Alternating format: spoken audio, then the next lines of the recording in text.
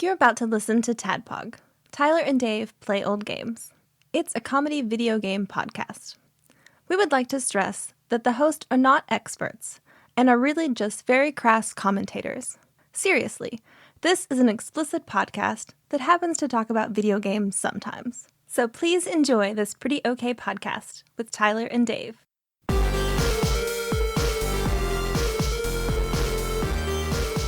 Hello, Internet. Hello.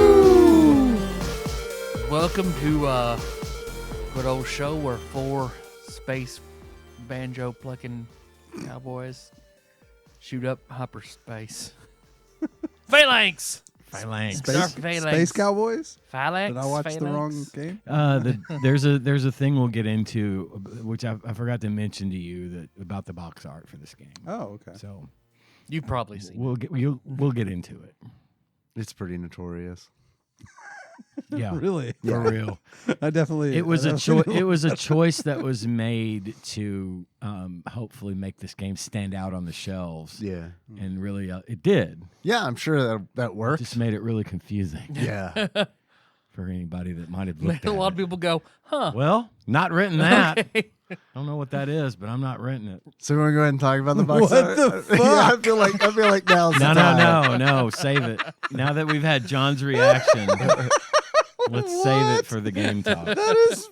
Are you fucking? This is the real. It's the real thing. actual. Let me see what you pulled up. Yep.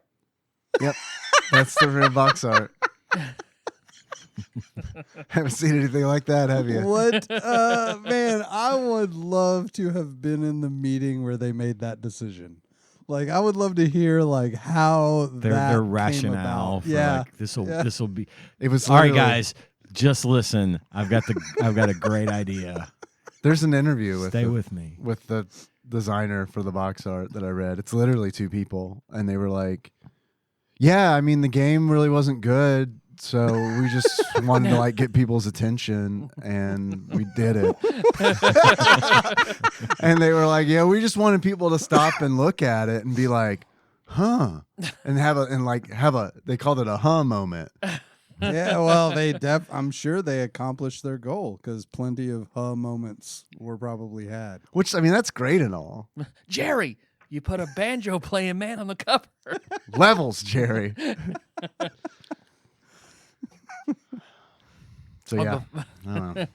Before more phalanxy goodness. It's the most famous thing about the game. It Yep. really is. I mean, at least they have that cemented that part of history. They got video that gaming going for history, them, which is nice. which is nice. Space was angry that day, Jerry. Which, I mean, the only way that we're going to get to how much this game is on pricecharting.com, but it's I don't want this loose. If I want this in my collection, it's going to Because be of the it's box. going to be in the box. Yeah. There's no point in having this loose. Right. Yep. You got to have the box. So, what about the game itself? Did Not the GBA game- re-release where did- they changed the box art.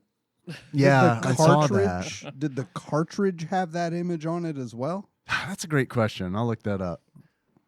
Because I don't know. The one that I own that I used to play this was a label rubbed off years ago. those So, rubbed I off, mean, yeah. So what happens when you get them secondhand? yeah. It's just a Or crude Sharpie it's from doodle all of a guy if playing a it's- banjo. It's from all the pulling out and ejecting it back, putting it in and out because you got to play it just constantly. Oh, it does. It does Yeah, have it. does. Yeah. Well, actually, it's weird. The cartridge art has a dude playing a mandolin. So I don't know. It's no, I'm joking. Okay, I was like, maybe I didn't zoom in enough. It's I don't know. it's a dude with a jug and a washboard. The X's. Ain't no across hole in the jug. wash tub. Barbecue. Bless my spirit. You ever see Emmett Otter's Jug Band Christmas? Oh, What man. fucking language are you speaking? Look up, What is that? look up Emmett Otter's Jug Band Christmas. It's a Muppet Christmas special that was. Okay. I watched it every year growing up, and it's about a family of otters who Emmett, the young boy of the family, is in a jug. He's in a jug band. So And, do they all play have jug? No, a jug band. So it's a band featuring a jug player. And they decide to enter a contest to win money because they're real poor. And Like but otters, the yeah. problem is Emmett is the bass player. He plays the upright bass, and so he makes his bass, his upright bass, out of a wash tub, but it's his mom's only wash tub, and he has to put a hole in the wash tub to put the neck in. I can see where But that he was a take problem. but he gambles that that they're gonna win this contest, and he'll buy her a new wash tub as a result. I'm not sure- spoiling the end. I'm God sure it damn worked it. out really well for Emmett. Listen, I'm not going to tell you how it worked out for Emmett. There's a lot of cool songs, a lot of cool, like, bluegrassy kind of music in it. I really like that movie. It's fun. Is Kermit in it? Hell yeah. No, this takes place outside the standard Muppet universe. Mm. So Okay. The expanded Muppet expanded universe. Expanded, yeah. Before we got the new trilogy. Exactly. Muppets Take Seattle. The felt is female. Yeah. That's the tagline. I was out last week. Thank you guys Hey. for the rumors of my departure of the show. Oh, yeah, you won't quit. Greatly exaggerated. Now, Thank you for don't- unquitting. Don't I worry, just- everyone. I talked Ian back onto the show. Thank He'll you, only John. come back if John's If on. John Yeah. comes back. We were having difficult negotiations about my pay, and we finally came through the impasse, and now I'm Yeah. being paid less. But Tyler and I had to do some union busting. The Ian union. but I'm Yeah. back on the team. Yeah. Schmian tried to scab, but Bezos Yeah. style Yeah. union busting. Yeah. Reagan style. Reagan Oh, style. oh. we all wear diapers now. No more going outside to pee. The real stuff. It's safe to fly. Don't worry. God, listen, I have to go to Dallas.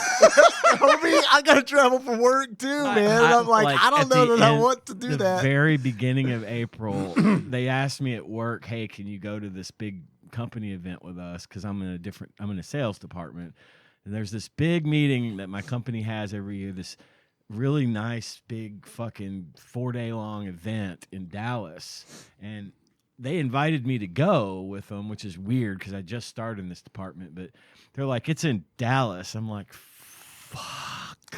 We're taking the train from Carbondale, right? And I was they're like, about to say what this country needs is more fucking trains. they're like, "No, we're gonna fly," and I'm like, "Y'all, the plane flipped over on the runway yesterday," and I realize everybody's still alive and no one got killed, but I don't want to be on a plane that flips over on the runway. And you know, it would be normal 10 years ago to say something like, "Oh, well, that's so rare," but it's not rare right now for planes to be crashing and people dying and Yeah. burning badly. Yeah, So, it's you also know, like not like to see it and be like, oh yeah, I'd be dead for sure. Like, I mean, Yeah. just, it's one thing to like imagine a plane crash and then to like see a fireball. It'd be like, Yeah. oh, okay, yeah. Yeah. they didn't like gently land this one on the Hudson Right, River, right? right, right. That- yeah, Skim no to a Sully on that stop. one. I, for one, I can't tolerate all these wasteful air traffic controllers. Like, It's there are too ridiculous. many.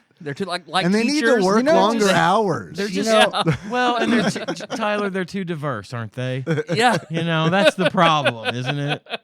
Jesus. Yeah, that and you know, we really probably don't need quite as many people watching over our nuclear stockpile and maintaining it. Those people are superfluous.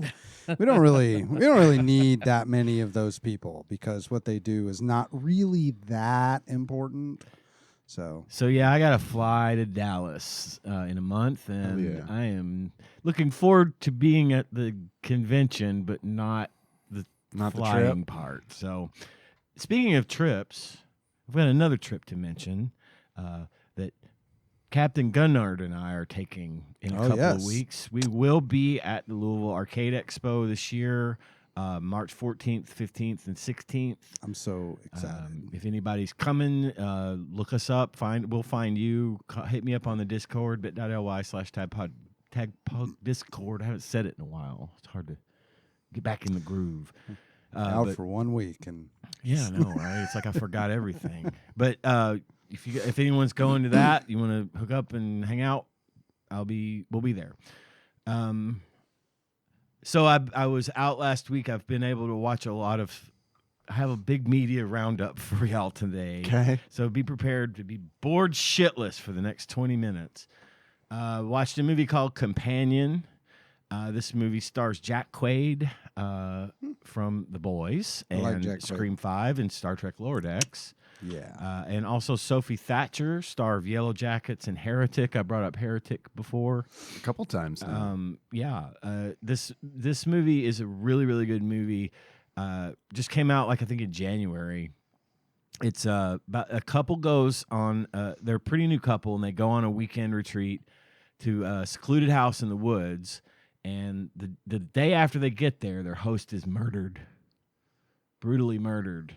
They stumble and, upon the remains. Well, here's the thing about this movie. I am not going to say anything else about it Okay. because anything you read, I recommend going into this one cold if you can. If you decide to watch it, don't read anything about it. Don't watch a trailer or a preview. Just fire it up and watch it.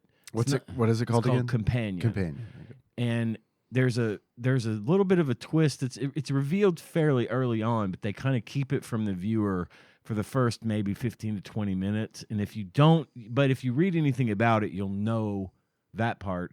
And for me, it was nice to see that without knowing anything about the movie. Okay. Yeah. It was a really good movie. Very much enjoyed it. 4 stars. Was in Sage says check it out. The next Now, when you said Heretic earlier, you were referring to the 1993 id Software shareware game Heretic. yeah. Now, yeah. Okay. I've made that joke before. Oh, yeah? Yeah. Okay. Yeah. I wanted to point I out was you Sorry, stealing my I joke. might have It's missed fine. it. I wasn't going to tell you to say that. I was just going to go along with you. I'm just glad the tradition is continuing, honestly. I do feel like it's the third time the movie's been mentioned on the show. Yeah. Heretic's a really good movie. Hugh Grant at one of his. Wait, that's the A24. I watched that. Right. I That's, I fucking think, the second forgot. time it came up. I completely fucking forgot that I watched Third that. time Yeah. now. Yeah. So the girl from that movie is in Companion. Okay. And she's really good. I've really been. And of course, the new season of Yellow Jackets kicked off. We've been watching that. I watched another movie yesterday called The Gorge. This movie is on Apple TV Plus. It stars Anya Taylor-Joy from Furiosa and Queen's Gambit. The menu. She, I like- and the I like menu. her a She's lot. one of my favorites. She's in it, and Miles Teller is also in it. He is in Top Gun Maverick He's a as good dude. Goose's son, and in Whiplash, the movie He's about the the bad drumming. guy in that one young adult. I read all the books. I don't know this. Shit, Anna loved the shit out of those books. Maze Runner. It's in that same vein. It's I know the Oh. one you're talking yeah, about. Divergent, the Divergent. Divergent Yeah. trilogy. Yeah. Okay, yeah, that's right. I'd forgotten he was in that. That's fucked up. Movies were awful. They were bad. They completely. He fucked plays it Great up. Balls of Fire on the piano in all of these. Yes. All of them. Yeah, Yes. every It's single kind of one. his like Tom calling Hanks card. pissed. Brad Pitt eats. Miles Teller plays Great Balls of Fire. Exactly. This one is about 2 elite snipers who are assigned to guard opposite sides of this mysterious gorge. One is on the eastern side and one is on the west. And there's like a tower, and it's all filled out with stuff that they need. And they're commissioned to guard this thing for a year, but they're not told anything about it or what's going on. saw the with it trailer or for this. whatever. Right. And It looked good. it is good. It's on Apple TV Plus. It's probably on your streaming platform of choice. I watched it with low expectations and came away from it extremely, extremely pleasantly surprised Cool. by it. The chemistry between those two is really amazing. It's really good. She is just fucking adorable. I can't get enough of her. And when she plays the role of a ridiculously badass Lithuanian sniper, it just enhances her image with me. So the effects were amazing. The plot was really good, like the reveals of everything that's going on, whatever. I really, really liked it. That was also 4 stars for me. Was in say, just check it out. So I haven't started on Dungeon Crawler Carl yet, the new book. I'm saving it. It was like putting on a familiar warm sweater. Good. good. It was great. But I got that Amazon deal again, like really quickly after I had canceled my account. They gave it to me again. So I had some credits, and I had already bought Dungeon Crawler Carl, book 7. So I picked up the next chapter of Everybody Loves Large Chests, which is really just getting better. It's a pretty good series. This one's called Vortina, Everybody Loves Large Chests, book 3. I recommend it. I finished reading / listening to Game of Thrones, all the books, again for my second run through. And as I was watching it, I just got the bug up my ass to start watching the show while I was reading. And somehow what I was reading was almost perfectly lined up with what was going on in the show. No, those first several seasons are Yeah. so good. I couldn't get into the books until I watched the first season of the show. How it went for then me. Then I could keep all the characters straight because I had a visual representation. Yes. Yeah. That's exactly how it went for me. But it was weird how like this week I'm watching this episode or whatever, or at lunch today I'm watching an episode, and the shit that I read in the book just happened on the show, kind of thing. It was weird how it lined up. It was That's cool. fun. But I'm almost finished with the show as well. I'm in the final season, and I had only gone through Game of Thrones once, and it was a little bit of overwhelming for me, and I sometimes maybe had trouble paying attention or really getting into it. But the last 2 episodes of season 6 are easily 2 of the best hours of television ever produced by humans, and I am blown away by how good this was. The Battle of the Bastards. That's supposed to be the midnight battle or whatever. Yeah, where Jon Snow is trying to take Winterfell back from Ramsay, who I did remember how much I fucking hated Ramsay Bolton. Yeah. Yep. What a piece of shit. I mean, you think up to that point they might have peaked on pieces of shit.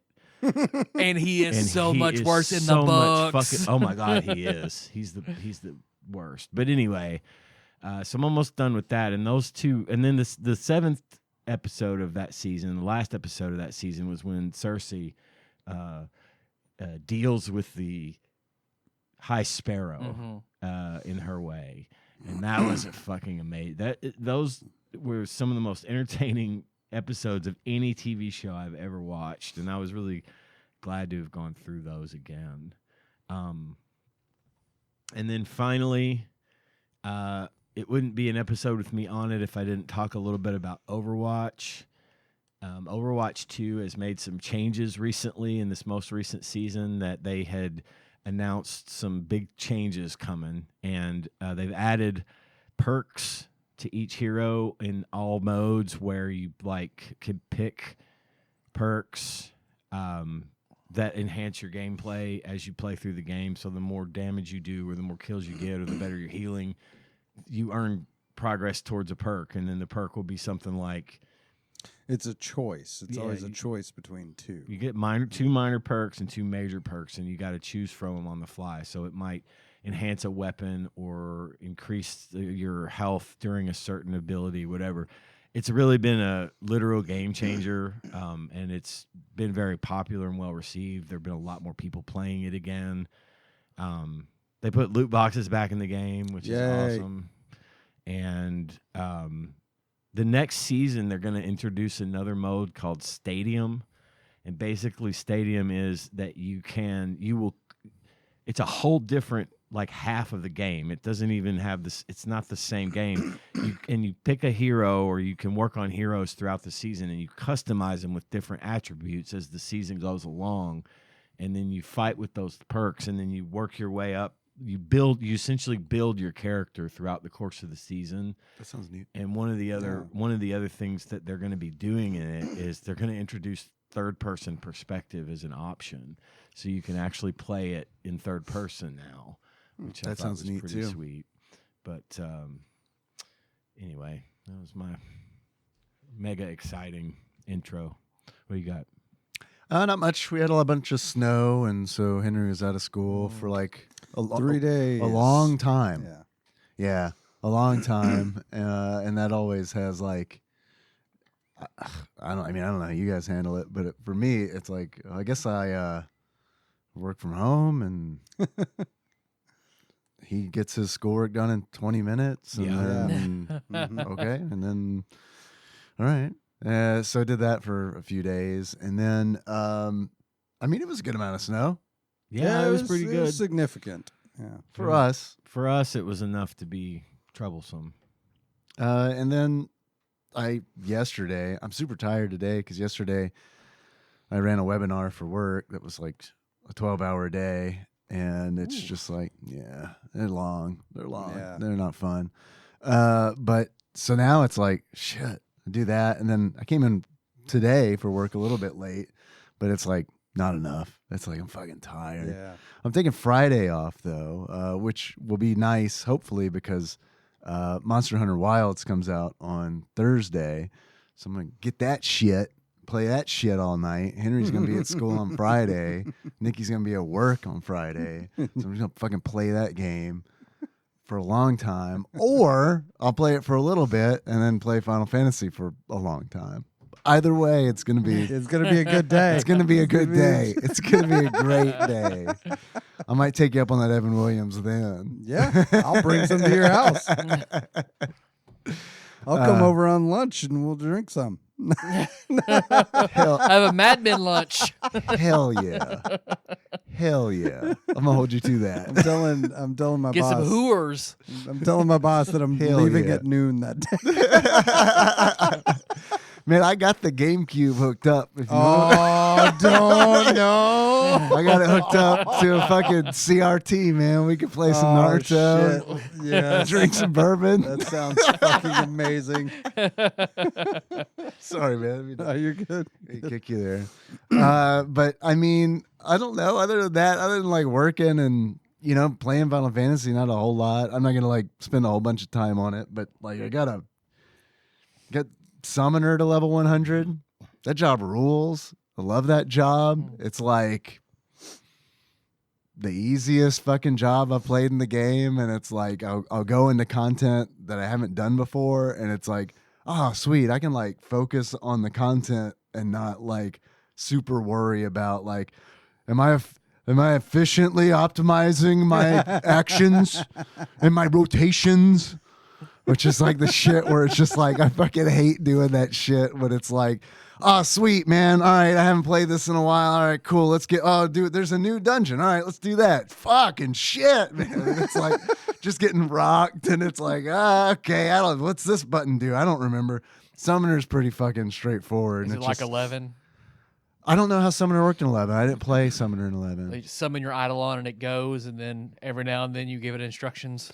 No, it's... 14's an entirely different beast, man. 11's got this laid back attitude, I feel like, where it's like, yeah, you'll die and lose levels, and that sucks. But like, I don't know, for a lot 11 as complicated as it's like get behind the mob for sneak attack. Right. Yeah, right. Yeah. And then it's like there's another job in 14 called Viper where it's like you're talking about getting behind, where it's like, and they've dialed this back, positionals, where it's like a lot of melee jobs are like, all right, man, like on some of these attacks, you have to be on the flank. And some of them you have to be behind. And it's like, so I remember playing Monk years ago where it's constantly, all right, flank back, flank back. And then it's like when you're fighting like a boss that's like rotating, it gets really frustrating. But anyway, Summoner's at 100, which is great. Dance simulator as well, where he's circling, you're circling. It's what simulator? Dance. Dance. It's like it's your waltz that you did learn your junior year of high school. Did you have to do ballroom dancing in high school? Yes.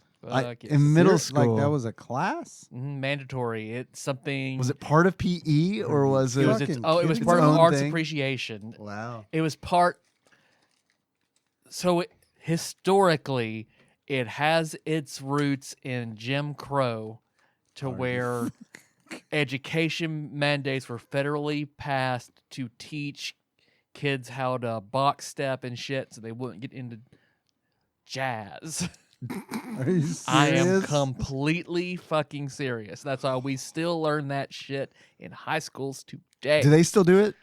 Yep, today. my kids did it in high school. Yes, like sir. it's one thing Yes, for that sir. have been a thing in the 90s, but Oh no. But even then, or early 2000s, and that's still ridiculous. Yeah. Yep, I felt like Henry Ford was like behind it. I can't remember who was behind it, but I know it's got 5-day work racist. weeks and box stepping in school mandatory.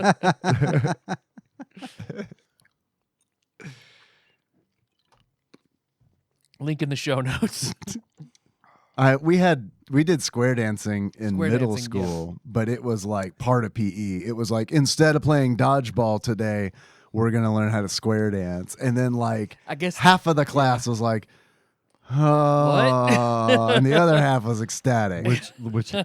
Which half were you in? Oh, As if I had to know. Yeah, I love dodgeball, man. Dodgeball was straight up like It's just the best PE day. dodgeball It's fucking the rules, fucking dude. best. Because it's not only it's like so exciting, but it's also like, oh, so It's I can. not hard. It's not hard, not hard. and it's like, oh, we can all just unleash all of our aggression, Mhm. and it's sanctioned. Yep. Oh, cool. Just That's don't what- hit them in the face. All right, we'll That's what try. dodgeball is. I We'll didn't see what we can understand do. Try the kids who wouldn't even try that day. not to hit them Like- in the face. What were you saying, Tyler? That's why the kids who would just like take PE and then just sit on the bench on the bleachers and fail, like Oh, never got especially on dodgeball day. Like, just fucking play dodgeball, man. I Like, will what? say, in middle school, the girls who would sit on the bleachers and not do PE were my favorite girls. Those were my type of girls.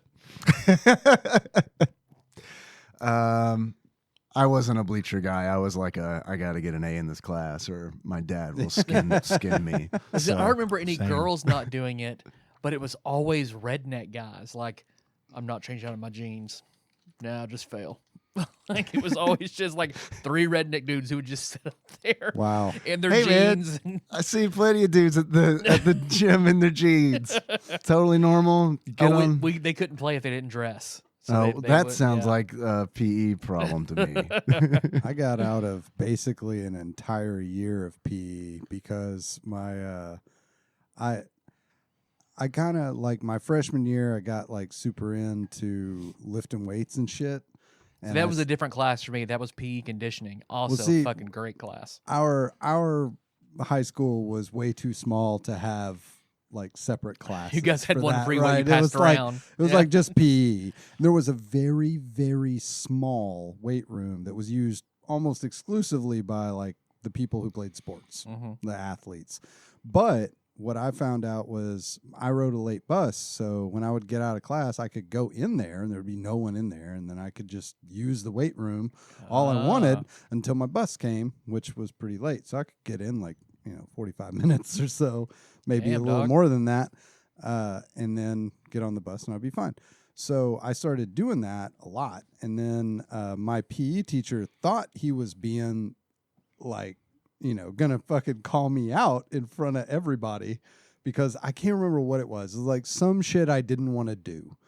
And he was like, if you can do 50 push-ups right now, you won't have to do anything for the rest of the year.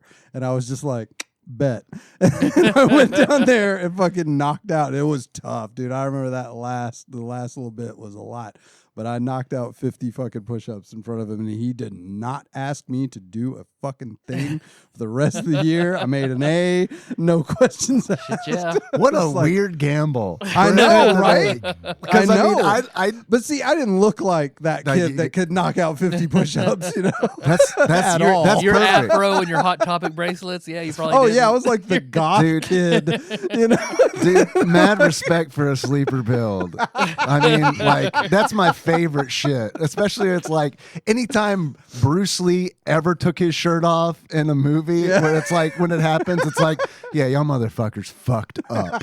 You motherfuckers fucked up. You thought you were dealing with a skinny ass dude, and this motherfucker's gonna whoop your Well, ass. that's the thing. Like, I didn't do a whole lot of different exercises. I just did a lot of push-ups. Yeah. Like so. It's just like he said push-ups. I was just like, okay, yeah, let's see. Now, a wise man would have said pull-ups. Oh no, there's no 50, fucking 50 way. pull-ups. That's a lot of goddamn pull-ups. I can do 50 pull-ups in an hour. I think I couldn't even do it then. Mm-mm. You can do 50 pull-ups in a year with help. Henry's been doing. I've been working with Henry on pull-ups because like he doesn't really want to do it on the bar, and I was like, man, what we can do is you can lay down on your back, and he's got like a play table that's kind of like a coffee table, and it's like you can just grab on the edge and just pull yourself up. It's not a real pull up, but I mean it'll help build those muscles so that you can pulling weight, so that you can do it. Yeah. So he's been doing that. That's awesome. Pull-ups fucking suck though. They are hard. Yeah. As a boy who wore husky jeans, pull-ups fucking suck. Well, and it's like if you're even a little bit overweight, pull-ups are kind Makes of it just super out. fucking like it's very, very. It becomes just incredibly difficult. Yeah, it's always the skinny kids that could do a shitload of pull-ups. You know? Yeah, I was not one of those kids. Man, I couldn't do. I mean, I couldn't do a pull-up. I remember the presidential fitness test. You remember that? Yeah. I remember doing that in like 3rd grade or whatever, and it was like, that ain't happening. There was like one boy that could do pull-ups, and like the rest of the class was just like, oh God, are they good? Like we were scared. We were like, are we going to get in trouble by the president, or like, The president's going to come down and chastise you personally. Right. It was Bush at the time, so that was kind of scary. The former CIA director. Fuck. Oh, HW? He already knew. Yeah, he did. Yeah. He got my letter I sent him about preserving the rainforest. So yeah, I got Summoner to 100, which means that I also got Scholar to 100. Don't know how to play it. No idea. It's just they kind of bundle him together. One's a damage dealer, Summoner, and the other's a healer, Scholar. And I got Bard to 100 and Pictomancer to 100. And now I'm working on Viper. And How do you like it? it's confusing. Yeah. Yeah, it's confusing, but people have told me that it's really not confusing. It's just like the way the game tries to teach you how to play it is confusing, okay. which is totally fucking Square Enix. Like, it's, they add this shit in the game, which they just did. They added like this like tutorial area, or they expanded on it, where it's because people were complaining, where it's like, dude, there are fucking mechanics in this game that like you don't know what they do, and you have to like go online and look up what they do. The game never tells you what they do, and then they fucking add this section, and they're like, all right, well now it does, and it's trash. It's still like all right, okay, well I guess I'll watch a fucking video on how to do this shit. So whatever. And then that's kind of it. That's kind of it. I did the Final Fantasy 11. They added an 11 raid to the game, which was a lot of fun. But that's one where it's like I went in for the first time to that motherfucker blind as monk, which is a job that I really like, but it's like such a busy job. You got to fucking push all the fucking buttons, and it's like that. And it's like another instance of the game where it just throws these fucking mechanics at you, where it's like, I don't know if that's a tube or the circle. It's like, this has never showed up in the game before. How am I supposed to read this? And I think the answer is that you just look it up online before you go in, or you ask somebody. So that's fun, I guess. That's the key to a good game is do not be intuitive at all. Well, I did it today as a summoner for the second time, and like going in, knowing what to do is like, oh, this is fun. It's just like, it's frustrating when you go in and fucking 23 people know exactly what the fuck to do, and then you're running around like your dick's on fire. Well, don't you love like going into work when you've had one day of training and you got to figure it out? That is what it feels like. Yeah, it's really a work simulator. It's a promotion simulator. You've been promoted. Here at Square Enix, you'll get all the training you need before we turn you loose. Right, exactly. So that's cool. That raid is cool. They've got like I play as much as I played 11, which is a lot. only boss in this raid I recognize was Shadow Lord. Not that I ever fought him in 11. Just know what he looks like. Yep. Most of my time in 11 was waiting around for an NM to spawn. So, whatever. This fucking crawler. This fucking lizard. Yep. This fucking dragonfly. Yep. Yep. So that's pretty much it. That's it for me. John, what you been up to? Not a whole lot. Just working and kids, and yeah, that's about it. We some middle-aged ass people, man, aren't we? we fucking are. Like nothing really exciting ever happens to me. That's what So- I mean, that's got its perks Okay. though. That's got its Oh perks. no, it's okay. I mean, it's all right. It's all right. I've played some Overwatch with Mr. Chandler. Nice. And played some PUBG. I haven't been on the Lord of the Rings tip in a minute. Just kind of fell out of that a little bit, but I'm probably going to get back into it. But man, I've had some really good PUBG games lately. Yeah, that's about it though. Nothing. I'm trying to remember if I've like really watched anything, but it's mostly just been I've been trying to get my wife to watch Severance, and we've made it through like 2 episodes. And she's like sorta into it, but not super into it. And I'm like, Homie. and I'm just like, if you will just pay attention to this show, like just stick Women it love out. it when you say that. Yeah, Wives no, they love it love when it. you They say love it. that. No, no, yeah. no. If you could just pay attention. Don't want you to think that I actually said those words, because I did not. I said, And you would know. It's one of my favorites. I love it. You did say bitch though, right? You did say, oh yeah, oh yeah. Bitch. You really said that? Yeah. Oh, they keep looking around, make sure their wives aren't nearby. Yeah. I said, bitch. They're in the tree a In mile away. The fucking shuttle. Yeah. But yeah, like I think if she makes it through a couple more episodes, she'll be like invested in it and want to watch it. But it's like, I don't know, keeping her focused, Dude, and it's not like super fast. It's not like a quick moving show at the beginning. You know, it takes a minute to really get you in there, I think. I have such a hard time. Like, I just watch YouTube now, like, because it's like Yep. Nikki and I, like, we'll just watch YouTube because it's like, well, this is 20 minutes long, and then we can watch this, and then we can do something else. And it's like, when we try to watch stuff together, which we do, we've been watching The Righteous Gemstones together, but That's it's been such a fucking. it's good a great show, but it's been slow going because we both have to be in the mood Mhm. to watch it. Mhm. We both have to be available at the same time to watch it.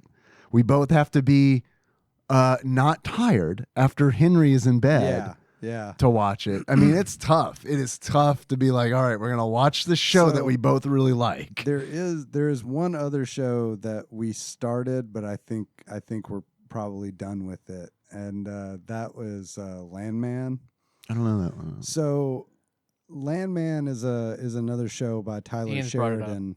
Oh, did you? Okay. You brought it up? What's that one about? Don't worry about it. Billy Bob. Well, he'll tell me, and I'll be like, oh, because I mean, you got to be honest, Landman, fucking shitty title. Might as well call It's it a bad fucking title. Yeah. Phalanx. I mean, what the fuck is? Dr. Wiley.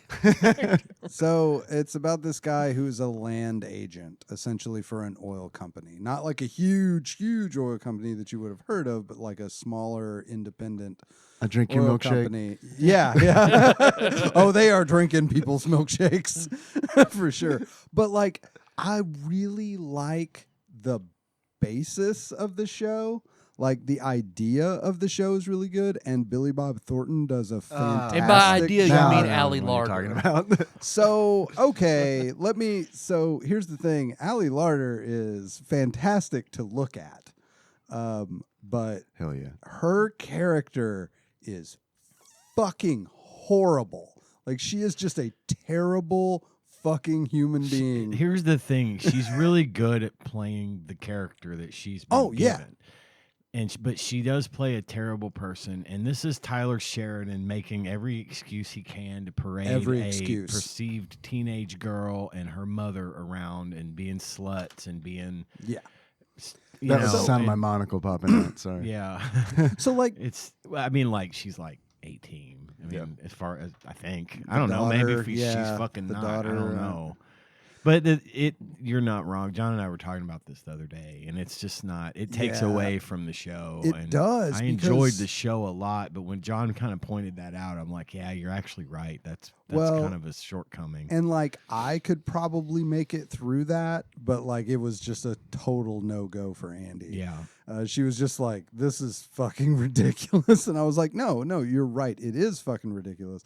But then the second thing came around, which was the like wife of one of the characters who dies like really early on, just immediately starts this relationship with one of the other characters. And you're just like, really? Like, that motherfucker ain't cold yet, you know? Like, it's just the interpersonal relationships are so incredibly unbelievable and take away from the main storyline. Which is the main storyline is good. Like, that's the part, that's like all the inside baseball stuff of how the fucking oil companies work and everything. And that shit is super interesting.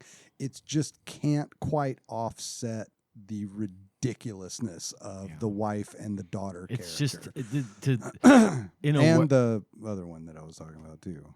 In a word, it's just tacky. It's just tacky. It is. And I did like the show. I did. I watched the whole first season, and I really liked it. And I pushed past the stuff that I didn't care for because I was that invested in the main story with the Billy Bob Thornton part of the story. But it just wasn't.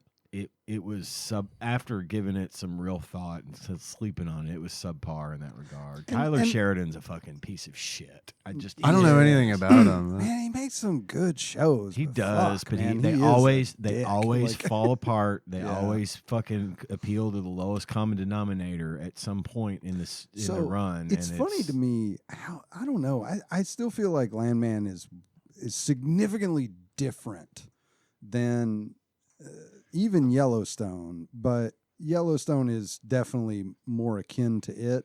But like 1883 and 1923, like those could be totally fucking different shows to me. And they're both Tyler Sheridan shows as well. Yeah. And they're just totally fucking different, in my opinion. Like, they don't have a lot of commonality with Yellowstone or Landman. No, they don't. But and I like those two shows a lot. I'm really excited about 1923. Mayor of Kingstown is fucking amazing. It's a really good show, isn't it? Yeah.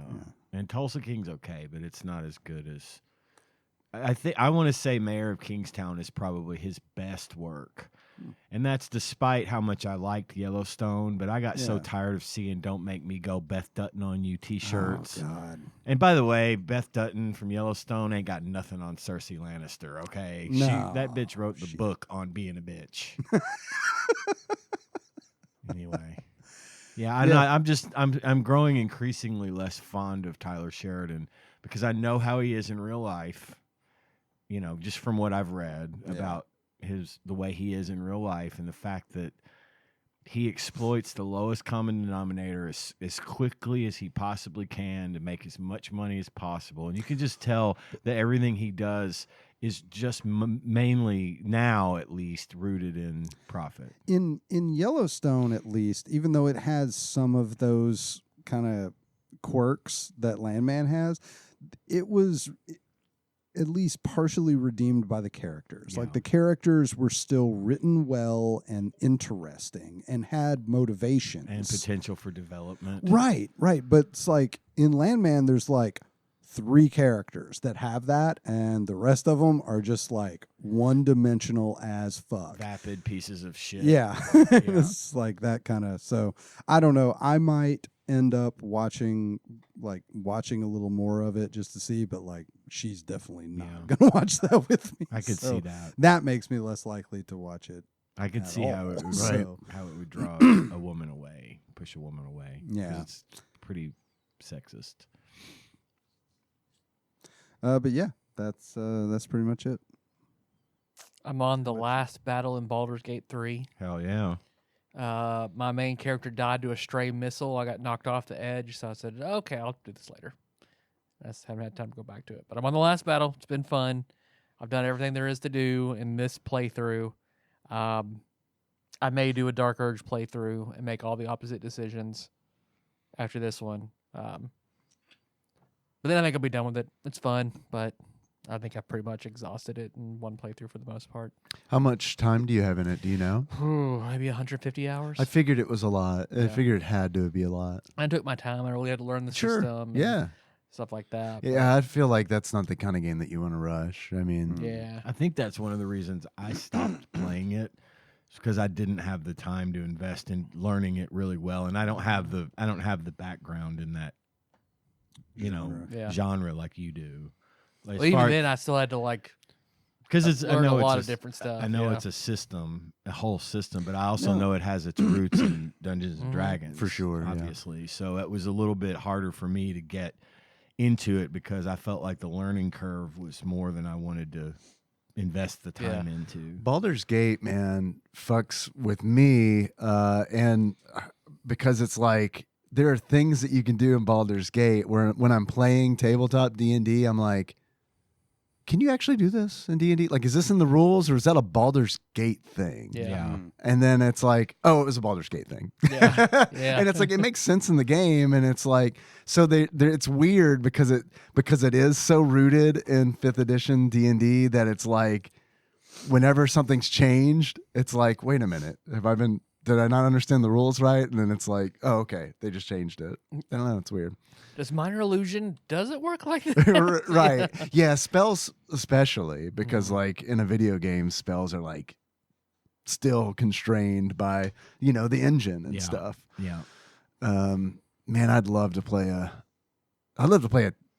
tabletop game where it's like all custom spells and stuff. That'd be cool. So my big complaint is, and I understand why, it caps out at level 12. Because, after level 6 spells will get too ridiculous. Dude. But I wish there was something else that you could do with your experience points afterward. Because I got level 12 pretty fucking early into Act 3. And, give me the option to pick up some feats. Give me something I can Some do. incentive, So I'm striving towards something. As opposed to just you're done. You're capped out. Go ahead and just run through the rest of it. Yeah, hope Right. you get better equipment. Yeah, Or you that's my could chief play complaint. another game. You could start over. Yeah. Which is the trap I get in every time I play that. You get is to like, a point. And yeah, you're like, it's like, I'll oh, this try is fun, but I just want to play a barbarian now, and then I'll do that and be like, oh, that was fun, but now I just kind of want to play as a rogue, so I never get past I'm gotten into Act 2, but it's like that's pretty much it. And I'll never do an Origins playthrough with the side characters like that. I'll look at the cutscenes. Cool. I don't want to go through 80 hours to see Gale do all the same stuff I did, but where his path goes, I'll just watch the cutscenes. It's fine. Mm-hmm. But I have a few little tidbits to do. You get with you gents real quick. First off, the quickest thing. So, Pop Culture Jeopardy. You guys, have you seen this? Do you know about this? No. Is it like Black Jeopardy? Sorta. only it's with Colin Jost Colin and not Jost Michael Che. hosts it. Yes, Okay. I have seen the bits and pieces. So of it's this. like three-person teams. It's almost like pub trivia, and it's all pop culture stuff. I like it. Melissa hates it, so we don't watch a lot of it. It's a but show. It's a show on Amazon Prime. Oh, okay. Same Jeopardy setup, everything, but hosted by Colin Jost of SNL. Oh, so that wasn't a joke. No, he no, really okay. does host it. It's straight up I thought you were pop joking. culture Jeopardy. Yeah, all the same Jeopardy Okay. shtick. Melissa Yeah. hates it. Yeah. I don't know why. She doesn't know why surprised by either, but that. she doesn't like Yeah. it. Because we watched 4 or 5 episodes, and she's like, it's sort of okay. Did you do it in a row? Yeah. That might have been the problem. Yeah. Well, then again, I'll bring it up, and she'll be like, Yeah. It's all right, riff tracks it is. Yeah. Because, man, I know it's probably nothing like Roblox meme videos, but I can tell you when Henry starts playing the 4th one of those motherfuckers, I'm like, dude, Checked out. Dude, Yeah. let's not. Can we not do that? It's better than Jack's annoying orange voices slightly higher and slightly lower compilation, or That's a toss up, man. or he'll watch I like seeing like the TikToks are like, how do you know if your kid's autistic? If they watch a 23-hour cut of the Fox Studios logo for every movie done in different colors and voices, and that is Jack's fucking jam, dog. Do they say anything about different sirens around the world? Because Henry got into that for like Oh gosh. Oh, minute. Jack It's like would. emergency broadcast system and shit, and it's like walking into the room and be like, dude, what are you doing? Are we about to get hit by a tornado? In France, What's going? Do you feel okay? before I forget, and before you get into this, I guess I should also say that Jack is diagnosed autistic, so I'm not just making autistic jokes. All right, yeah. Be clear about that before everybody's like, what are you talking about? That was mean. motherfucker. Before I forget, because you had brought up the pop culture Jeopardy. Mm-hmm. Have you seen any of the clips from After Midnight? Yes. The yes, Taylor yes, Tomlinson Yep. show. Listen, Love Taylor Tomlinson. that I shit do is too. awesome, and it's like a Whose Line Is It Anyway? Only they pick out something from the internet, and then the three celebrities have to kind of make fun of it, make a riff on it, and then they get assigned points. It's and way stuff. better than it was with Chris Hardwick a few Yeah. years ago. Yeah. It's a great show. I'm enjoying it a lot. Anyway, go ahead. So there was one category called Millennial Computer Games. What So was I it? s- Millennial Computer Games. This is on the Okay. actual This show. is on the show. Okay. So I screenshot all the questions. All right. All right. How do we buzz in? Well, it's a 3-person team, so you're all on a team. Oh, we can So we collaborate. can collaborate. Hell yeah. Sweet. Hey, I just want to say real quick that Taylor Tomlinson is one of those women that when I first saw her, I was like, oh, she's attractive. And the more I hear her talk and do stand up, I'm just like, yeah, she's really Hell yeah. Can I tell you? wanna I'm glad buy- you brought that up because one of her early stand up bits is being like, she's like the ugly one in her friend group. God, Yeah. right? And I was like, man, I think I might turn this off because I'm like offended by this Right. fucking statement. Yeah, that's not possible. That's a self-image Fuck problem. you, off. Yeah, yeah, yeah. I want to buy her thing. That is like, no, know. you thought you were the ugly one. Yeah. Well, she You got her were start not in. the ugly one. She got her start in Christian comedy. Yeah. Yeah, She's that always- Talk blows about her my deconstruction fucking to all mind, the too. yeah. She was doing a bit about some of the jokes she would tell. Uh-huh. God, she had me fucking rolling. She's really fucking good. Dude, she's Yeah. hilarious. One of my favorite like nouveau celebs. Like she's really come on the scene a lot lately, and I've really been enjoying her stuff. All right, so I did not record the dollar value, but all right. Unplayable. Millennial Computer Games. Abbreviated RCT, it taught kids best practices for amusement park management or just how to engineer some epic crashes. Roller Roller Coaster Coaster Tycoon. Tycoon. Correct. This best-selling PC game of most of the 90s was partly inspired by a Jules Verne work about an enigmatic island. Missed. Missed is correct.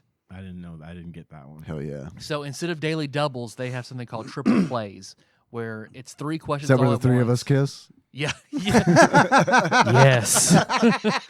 Let's play Jeopardy, you guys. You're all on a team for me. So the question is in 3 parts, and each of the people have to answer it. So if you get all 3, it's worth like daily double points, but no one ever gets all 3 of them right. So what do we have to do? It's a 3-part question. 3-part question, and, Okay. we'll go in order. Whoever says the first part of it first, and the other person has to say the second part, and then the next person say the next part. Okay. 3 waterborne illnesses that could kill you while playing 1985's Oregon Trail. Dysentery. Dysentery. Dysentery is one. Waterborne illnesses. I just know dysentery, man. What's the one where you shit yourself to death? That's dysentery. dysentery. Yeah. Hmm. Yeah, I don't know, man. Doot, doot, doot. Typhoid is another. Okay. Oh. I don't remember the other one. I didn't screenshot the answers. That makes So- me feel better. So we get full points. Yep. Thanks to the host. So was it malaria? Oh, we get Was half. it tuberculosis? yeah. Yeah, one more waterborne illness. Rickets. I mean, mosquitoes are born in water. So malaria might Might work. First released in 1996, this puzzle game where you launch disembodied heads at other disembodied heads for fun. Is it? I've never heard of this. Oh, well then I don't think. I was gonna say the one with the pigs. Faceball? You launch disembodied That would heads have been in the 90s anyway. at other disembodied heads. And it came out in 1996. I don't know. Rise of Triad? I don't know. Snood. Oh, Guitar Man Dalton. Yeah, I know I've Snood never heard because of him. I've never heard of that game. Yeah. I haven't played it, but he's talked about it a whole bunch. That was one that he played a lot. Okay. Some phrases from this people creating franchise: Sul Sul, Mushibi, and Yanush. The Sims. The Sims. There we go. Was that Nice. all of them? Was That's that all it? of them. We Okay. win. We did good. We did good. Yeah. We got 4.3 out of 5, right? Something like that. Here's real quick a 5-spot blind rank. Okay. Bar foods. Mm. Because John Taffer was on some TikToks, and those are the ones that he did. Dave, you need a pan? Yeah. I got some pencils over here, but I don't think any of them have lead.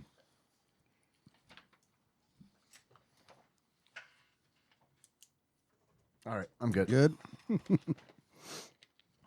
All right, first, soft pretzels. Big, soft pretzels. Oh, big and soft? Big. I like them big and soft. Big and soft, dog. I mean, I like them small and firm too, so I'm fine. Making biscuits. Yeah. I gotta put that at 5. I a fan? like a pretzel, but Does it have beer cheese with it? It does have beer cheese, and stone ground mustard. I think he said were the What's the salt? okay. What's That the may salt have situation. salted. According to Okay. the picture that I'm looking at. It got the big rock salt on it. Yep. that. Shit, I'm gonna man. have to put it at a 4. I was gonna go a 5, but the beer cheese makes a beer big cheese is good shit. difference. Is it specifically for bar? Yep. Man, I like big pretzels a lot. I don't know if I'm going to order one at a bar though. You know what I mean? I like the bites. I at think the they're bar. bites, right? Ooh, Isn't that yeah. kind of or I do, but I've only had the bites at like Auntie Anne's, and they're so fucking soaked in like Butter. movie Butter. theater butter. Yeah. It makes me fucking sick. Yeah, they're gross. I like those. Oh man. Ugh. I like them them. too, I just but- don't. They make me feel Oh disgusting. no! They Yeah. 100%. They make you feel like ones with you cinnamon really and made a sugar. fucking mistake. They lube you up, man. Get all- Oh yeah, they clean you out. Front to back. yeah. Back a lot. Back a Yeah. Yeah. Everything wants to come out. Yep. But the like eating pretzel Lestra bites, chips. like Yeah. the pretzel bites from like Mellow Mushroom with their beer cheese are fucking amazing. They are good. Yeah. But yeah, I would have to go 4 on that. shit, man. I went 3 on that one. 3? It's a good middle Middle of the of the road. road snack for me, and plus you can tear the pieces off. You know, eat it. Tear it off in little bites, and you dip it and eat it. You know, just go. I'm going 1. That's It's your number One, one. love it. love it. Hell Big yeah. fan. Number 2, with 3 sauces, wings. Can they be boneless wings, or does it have to be bone? I think in a bar you're probably gonna get Bones. bone-in wings. Yeah. Then that's a 5 for me because I don't like bone-in wings. That's a lot of sauces I for like a bar. nuggies. I'm going 2 with that. I like some fucking wings, man. According to John Taffer, if you offer 3 or more sauces, sales go up 28% on wings. I believe that. Yeah, that does people make got sense. proclivities. I mean, Mm-hmm. You know, not everybody wants barbecue. Bless my Barbecue spirit. buffalo. Some Buffalo. yeah. Might want some Lemon. Parmesan garlic. lemon pepper. There you go. I like ranch. Ranch. Good old ranch. That's a 3 for me. That's a baseline. Yeah. What'd you say again, John? 2. 3, Those. jalapeno poppers. 2. Are they good? See that? That was John Tapper's disclaimer as well. If they're Yeah. good, then yeah, it's He's going. like, if I make my own, if we hand make them, that's a number one. But the frozen bullshit they everybody else fucking serves, suck, man. bottom of the barrel. Yeah, dude. I mean, it really does. That's 5, honestly. That's a 5 for me because it's There like, won't be handmade jalapeno poppers Yeah. happening in most bars. yeah, and it's like I don't want to order them blind. You know what I mean? Like Yep. if someone else at the table gets them and it's like, oh, those are Can I get one good. of those? Next time I'll order those, Yeah. but usually they're bad, man. Yeah, Are they usually- cream cheese? Are they nacho cheese? Right. Yeah. I put those at 5, and it's not because I haven't had super good ones. I have had super good ones, but like you said, there's no consistency really with jalapeno poppers. Like they might be amazing, they might not. Yep. And the spice level's the same too. It's also completely like you Yeah. might Yeah. get some that fucking light your world up. Yeah. You might get some that have Basically eat a crab rangoon. no Yeah. fucking heat at all. Man, but that's just jalapenos. Jalapenos are fucking weird like Yeah, that, dude. yeah. Because it's like I've eaten serranos before where it's like, God damn, that was hotter than a fucking jalapeno. yeah, You know? And yeah, it's- absolutely. they're not Those supposed are to the be. ones we put in that fucking burger. Were Yep. fucking hot as shit. Yep. Yes, they were. I forgot about that. Yeah, man. Pepper burger. Yeah. It was a good burger. It was. was a tasty burger. It was a tasty burger. Number 4, tenders, chicken tenders. There you Man, go. I hope There you your go, Ian. next one's really good because it's my number 1. Tenders is my number 1. Yep. Tenders It's is good my save number 3. all-rounder. I love me some tenders. That's a 4. That's a 4 for That's me. a 3 for me. Last, maybe not least, we'll see. Spinach artichoke dip. That's a good number 2. That's for a me. good one, but it's also another one like jalapeno poppers. I it- feel yeah, like is they- this like the fucking jar of Tostitos? like you know, Yeah. I don't which is Those need to be fine. It's good. okay, but it's not what I expect at a restaurant. You know what I Yeah. mean? I don't feel like it's quite as bad, as inconsistency as the jalapeno poppers, but yes, it is. It's definitely a hit or miss thing. I have to put it at number 1. And here's the thing. I'm okay with that because I've had some spinach artichoke dip recently that was fucking incredible. So I'm good with putting that at number 1. And if they make it again, it's like the poppers. If they make it right, It's great. it's great. Like if they have the cheese on top that's kind of burned a little bit, you know, like like that. that crunchy little crust on top of it, you know, depending on how it's made, it could easily be a number 1, but it's my number 2, and I like my We list, house made actually. some I did really it fucking right. good spinach artichoke dip at JP's back in the day. So Mhm. I'm poor and do not often go to Longhorn Steakhouse because it is expensive. But not that long ago, I took my wife there for Valentine's Day because we don't usually go out to like nice restaurants. And I was like, fuck it, we're going to go to a nice restaurant. And we got the spinach and artichoke dip there. And mother of God, is it good. Really? Holy shit. Their spinach artichoke dip is delicious. I had They- it when we went there for the company lunch. Yeah, they bring you pita chips, but they're like deep fried pita chips. Okay. And that combined with the spinach and artichoke dip itself, which is incredible, Yeah. was just fucking ridiculous. It's so good. Yeah, I feel good about this. I feel good about mine. Yeah. Me too, man. I'm glad I put that big pretzel at 1. I was worried because it was the first one, but yeah, that worked out. Mine did too, actually. That like everywhere is right where I wanted it to be. So All right, so the next one, so that was a 5-spot bar food draft. Now the bar, make your own bar draft. So 4 levels, you have $15 to spend. Okay. So level 1, your type of bar that you're going to create. For $1, you're making a college bar. For $2, a hotel bar. For $3, a dive bar. For $4, a sports bar. And for $5, a cocktail lounge. I'm going with hotel bar Hotel bar? for various reasons. Number 1, I really like hotel bars. Mhm. When I've had the chance to experience a nice hotel that has a bar, Yeah.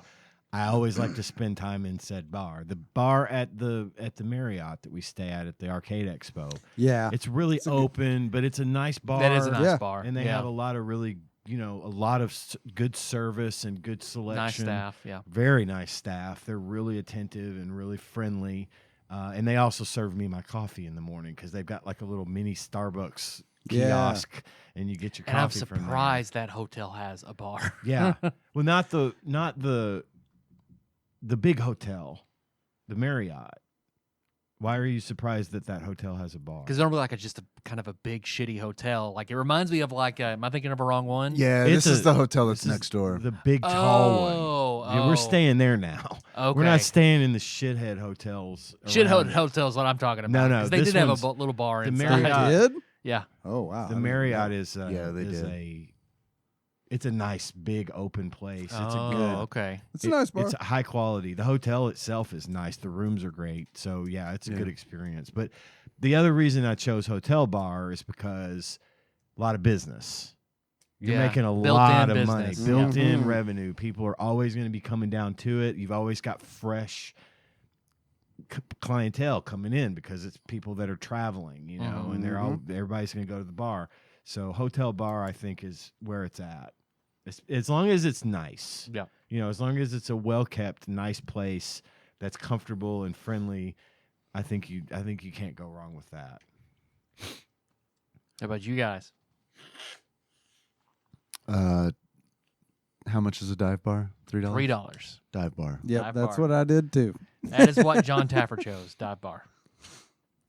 I like those kind of bars. I do too. So. Yeah. And I feel like we don't have a good dive bar. Silver Bullet's the only thing that comes close. But that Is that it still open? is the only thing that comes close, but it's I mean, like not KC's. close enough. I don't. Have feel you been like. there recently? I haven't. I Okay, haven't. So Have they made big money moves? it had been a long time since I'd been there, and I was Same. really surprised at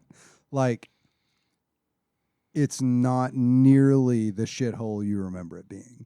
You know what I'm saying? Like it still remembers where it came from, but it's not nearly as My problem with sort it. of run down, Yeah, dark. sad. Yeah, sad. Sad. No, it's not There's sad. a difference between a sad bar and a dive bar, No, and the it- Bullet was a sad It bar. was a sad bar. You are 100% correct. but KC's not a sad bar. having gone in there recently, That's more it's like a more. college bar. Yeah, it is more like a college bar. It's got a little bit different vibe now. Okay. It's not as quiet and I don't know, Mopey. mopey. Yeah, no, it's What not was like the, that What was at the all. saddle? What would you classify the saddle as? The silver saddle. I would. What were the choices? Hotel. College, hotel, dive, sports, cocktail. Boy, I'd say it would have to come as close to a dive bar. The problem is, it was more of a dance bar, like a Yeah. country music. Western, Honky tonk. Honky yeah. tonk is more like you it, go. but Yeah. it had more of a. It was more centered around dancing, kind of like Ginger Pickles and stuff. Okay. was. Man, I feel like most of what we have around here are like cocktail bars, Mhm. and I hate it. Where's I hate it. Where's It's like we have too many of them. where? Downtown, man, there's Yeah. fucking like True. when Yeah. That Nicole's bourbon bar birthday, or we went to whatever. like 6 of them, and it was like, Yeah. God damn, why do we have so many of these? Well, and they can also get away with charging. Yeah. They're so $15 expensive. What is for a Driftwood? fucking- I don't know Driftwood. Oh, that's on the south On south side. Oh man, that's That what would be used a to lounge. be JJ's Lounge. That would be a cocktail lounge. Yeah. But like more of what I would That's- expect a cocktail lounge to be it's like. a south side lots of- cocktail lounge. I expect it to be more of like a red velvet piano in the middle kind of place, That would be more like how I see a cocktail lounge. Yeah. But yeah, that Driftwood kind of falls a little bit in between the cracks of some of those others. I wish pub was like an option because it's like Yeah. that makes Pub me would think of be good. Jeremiah's, where it's Yeah, like that was- Jeremiah's had like was- pub yeah. energy. I miss that Jeremiah's was place. awesome. Oh, it That was place a fucking- pub. Place no, fucking. it was 100% was That a place pub. fucking ruled. My band played was- a show there once, and it stopped being Jeremiah's. It became something else. Yeah. they just reused the same building. Right. And it was exactly the same on the inside, like all the couches and stuff. Right. Yeah. We played a show there once, and we just did like a 3-song set. And it was one of the best shows we ever had. Yeah. Just because the atmosphere and the energy in It was a there great was place, great. man. It was yeah. great. Yeah. It had that old Paducah feeling to it that is just impossible to describe. But if you're here, if you had been able to be in Paducah in the 80s and the 90s and been in any of those kind of in the early places, 2000s, and the early 2000s, you have this energy that in some places is just 100% Paducah. Yeah, And dude. it feels Yeah. good. And It's Jeremiah's fucking Dukergy. ruled, man, because it Got that Padukergy. Padukergy. it didn't have like I was younger, so maybe I didn't detect it, but like it didn't have this like level of pretension that I feel like a lot of the cocktail bars downtown It was an have. Irish I pub. mean, it was a fucking pub. It was. And I mean, when you went in and you looked at the place, you thought it would be pretentious. Yes. Like, just because of the decor. But it wasn't. no. Like Then they had these pizza by the pound waitresses in there, you Yeah. know, that just, what can I get you, sweetheart? Right. You know, wearing their jeans Yeah. and t-shirts. That's and shit. another Just- restaurant and not a weird way to describe a waitress. Again, it's a Paducah thing. Yeah. Everyone Yeah, at this sorry, table knew what I meant Yeah, by yeah, that. We're totally. getting deep into the Paducah sphere here. Yeah. Well, in a different life, you know, I think the culture around here is Southern Baptist churches, so churches on Sunday morning, Sunday night, and Wednesday night. Well, Grace Episcopal didn't have Wednesday night services. They had something called pub theology at Jeremiah's, Shit, yeah. where everybody would go and have a very loose drinking Bible study. That's fantastic. So that would, Man, but it the was almost more Episcopals. like philosophical. died yeah, they got it Catholicism, figured man. out. Yeah, man. it They it was really more like philosophical religious discussion did. Yeah. with a drink. That's awesome. I liked it. It's like That's what this church, is church ought I to be. can go to. All right, level 2 drink selection. For $1, you do not serve alcohol. Sweet. I guess a juice BYOB juice bar. For $2, you just serve wine. For $3, custom margarita flights. For $4, you have 100 types of beer. And for $5, you have the best cocktails in America. Do you have any beer at the $5 level? Like, does the menu only have cocktails? Only on has it? cocktails. Okay. Well, that's not going to work. Yeah. 4 was 100 different beers, right? Yep. We're all going for, I assume. I mean, I'm going for. You're not going to make any money selling the best cocktails in the world at any bar, especially not a dive bar. Dive bar, yeah. so that was- or a Things hotel just- bar. Or a college bar. Or especially not a college bar. Yeah. Beers. You're like, I'm here for the Beers. 75 beers. cent draft. I think it's The hosts of this what a of weird this mix. podcast, that's what they all chose. They both chose 100 types of beer, and John Tapper's like, no.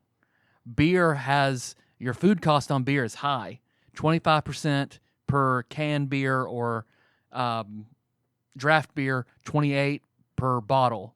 It's like, but your markup, the biggest profit to investment is cocktails. I thought this was a fun game. I didn't think we were trying to make money. I'm not no, making it's money a fun decisions. game. I just because This I is- saw this. I No, thought, it's that's not a fun interesting. game. No, it's not. You had said percentages. What the fuck, man? What the fuck? Valid. This is like, Valid. what is this fucking bar tycoon? I'm trying to figure out how to Oh make my the best God. business. What a But trap. I really did like the only time I've really ever When had you guys all beer. chose 4, you're wrong. And this is why. Hey, I think part of it too is demographics though, because like you said, you're not going to have the world's best cocktails at a dive bar Yeah. or a college bar, for example, because people aren't going to pay for them. That's not why they're there. And Yeah. also, like, I can't not think local when I think about doing Yeah. this because I'm like, oh, Right. this is the bar that I would have, and the bar that I would have would be a dive bar, and people are definitely not coming there for $15 cocktails. They are coming there for fucking beer. Yeah. A lot of different kinds of beer. No, Also, if I'm good with 4. if you set up shop in a place like the big fancy restaurant here in town, The one that was Freight House. Freight House. If you Freight set up in House. Freight House with $15, $20, $30, $40, $50 cocktails, you make fucking bank. Yeah. You don't have to sell 100%. beer at Freight House because the kind of people that go there for the $15, $20 cocktails. So Yeah, $15 probably like a. that's cheap. That's the entry cocktail. That's the well vodka for the $15 cocktail. The only place I've ever really drank beer was Old Chicago in Louisville, because they had all those beers, and you could get a punch card for every type you try, and they would do like $10 flights of 5 beers. Yeah. And that was very cool. Also, that they all tasted like garbage because I don't like beer, but it was fun. It's not fair that like in my opinion, the optimal, my like preferred option, like 100 beers, that's a lot. Mm-hmm. 20 beers wasn't on there. You know what I mean? Where it's like 20 like diverse and Yeah, I want.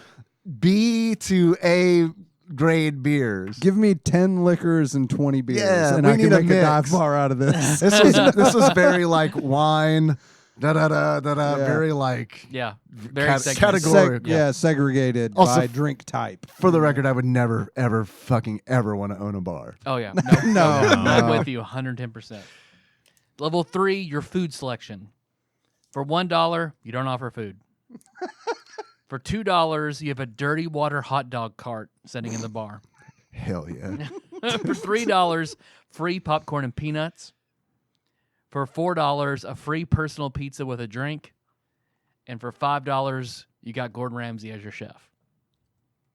That's a fucking steal. That's a deal. It really is a deal. Did you say peanut and popcorn for $3? Yep. That's where I landed. That's where I went.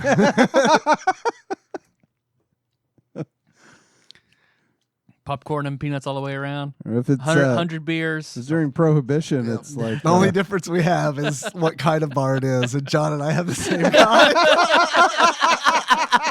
Hey man, we should maybe we should start a bar. Yeah. We were just saying there's nothing like this in town. Let's do it. Speaking of the last thing I'd ever want to do, let's open a bar. Let's fucking do it. Tad bar. Shit, this Tad is bar. Bar. Tad bar. I mean, shit, I got $10. You got $10. I got the 5. We'll go in together. I'll take a third of the profits. All right. You know? This I'll works. be an angel investor. So wait, this was Your other this was $5. $15, right? $15. Yes, sir. So, So level 4 is your bar's special thing. hell yeah. For $1, you can smoke inside. Ian's face is priceless. That's a value. That is a value. For $2, the bartenders are always drunk. You have to, So they pour more freely. I guess, I whatever guess, that what the means. Or they're funny. I don't know. Bartenders are drunk. For $3, karaoke every week. For $4, you have live music. Okay. And for $5, you have pool tables and a mechanical bull. Ooh.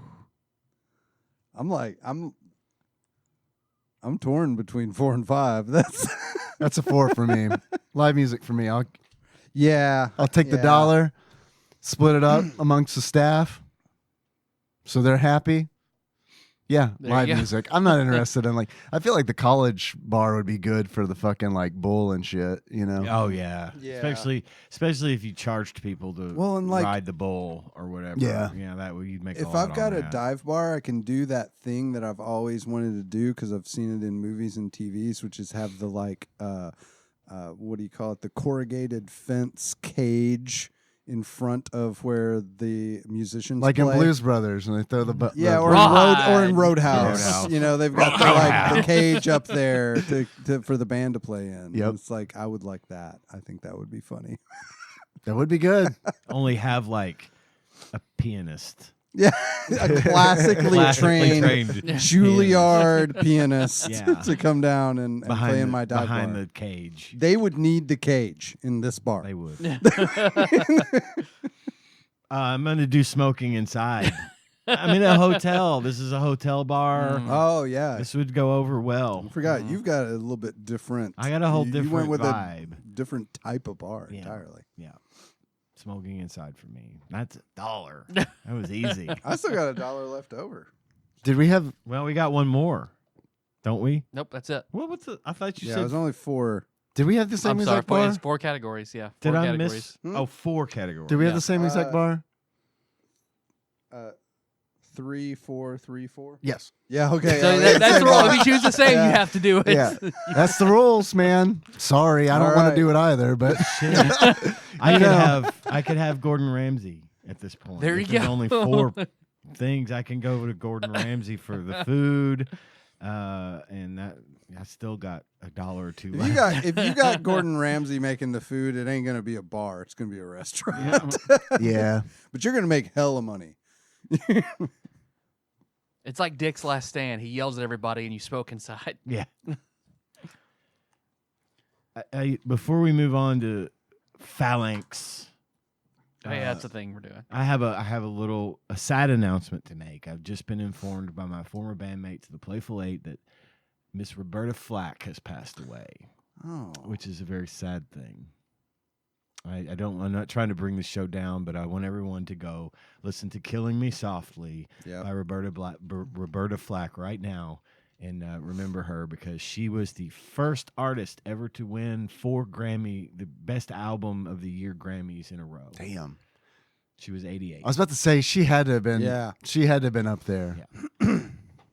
It's just they were buzzing me about it while we were doing our restaurant thing, and so thought it would be a good time to pay homage to Mrs. Roberta Flack. So, Phalanx. Dallas. Phalanx. I have some facts, some information Hell about yeah. Phalanx or Phalanx. Phalanx is how it the like actual pronunciation was told to me by ChatGPT. Phalanx. Phalanx. A phalanx It's a chunky is fairy. a Line right, term of to guards refer with spears? to the spears with the shields in, Yeah. in old Greek battles. Yeah. Right? So Hell yeah. seen that- Lancers and dragons. recently Romans, seen yeah. that in Game of Thrones. Mhm. So I didn't know that that's what that was called. And also in Guardians of the Galaxy. Gladiator. It's a phalanx. You see them do it in the big battle scene at the beginning of Gladiator when the Roman armies are moving. Man, I need to see They Gladiator. do that shit I haven't in. seen that. They do that shit in You've Black never Panther. I've never seen Gladiator. I know. Oh, brother. Sorry yeah. about all the dinging. I'm getting You blowed up. do need to watch that. I know. I mean, it's. Ooh, shit. I Y'all. remember. I thought you saw it. So I would have sworn that you saw it because I remember Mm-mm. going with him and Bob McChristian and several other people from Apex and going and seeing that movie in the theater.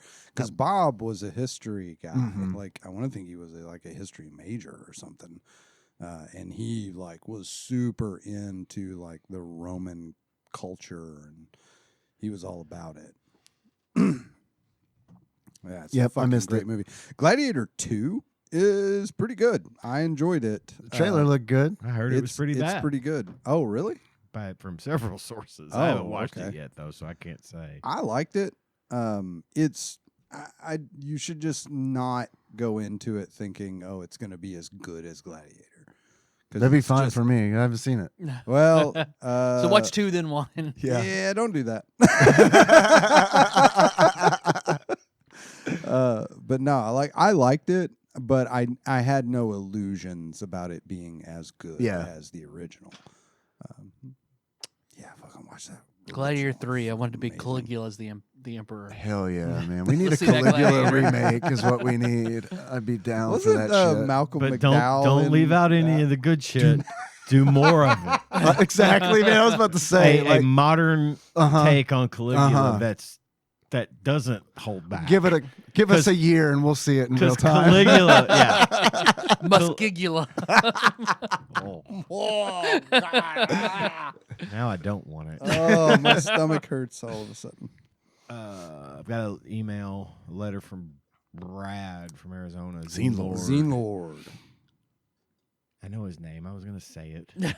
We just like saying it. It's just fun to say. Zine Lord. What's up, guys? Hi. What's up? So Brad. Cool. Nothing. Yeah. It's good. Now I'll read Brad's email.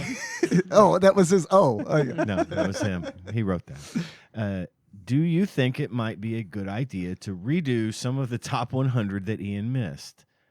I feel bad for this dude playing all the worst of the worst SNES lineup. He knew what he signed up for. He absolutely did. I am the stalwart SNES not enjoyer here. I've got to offer.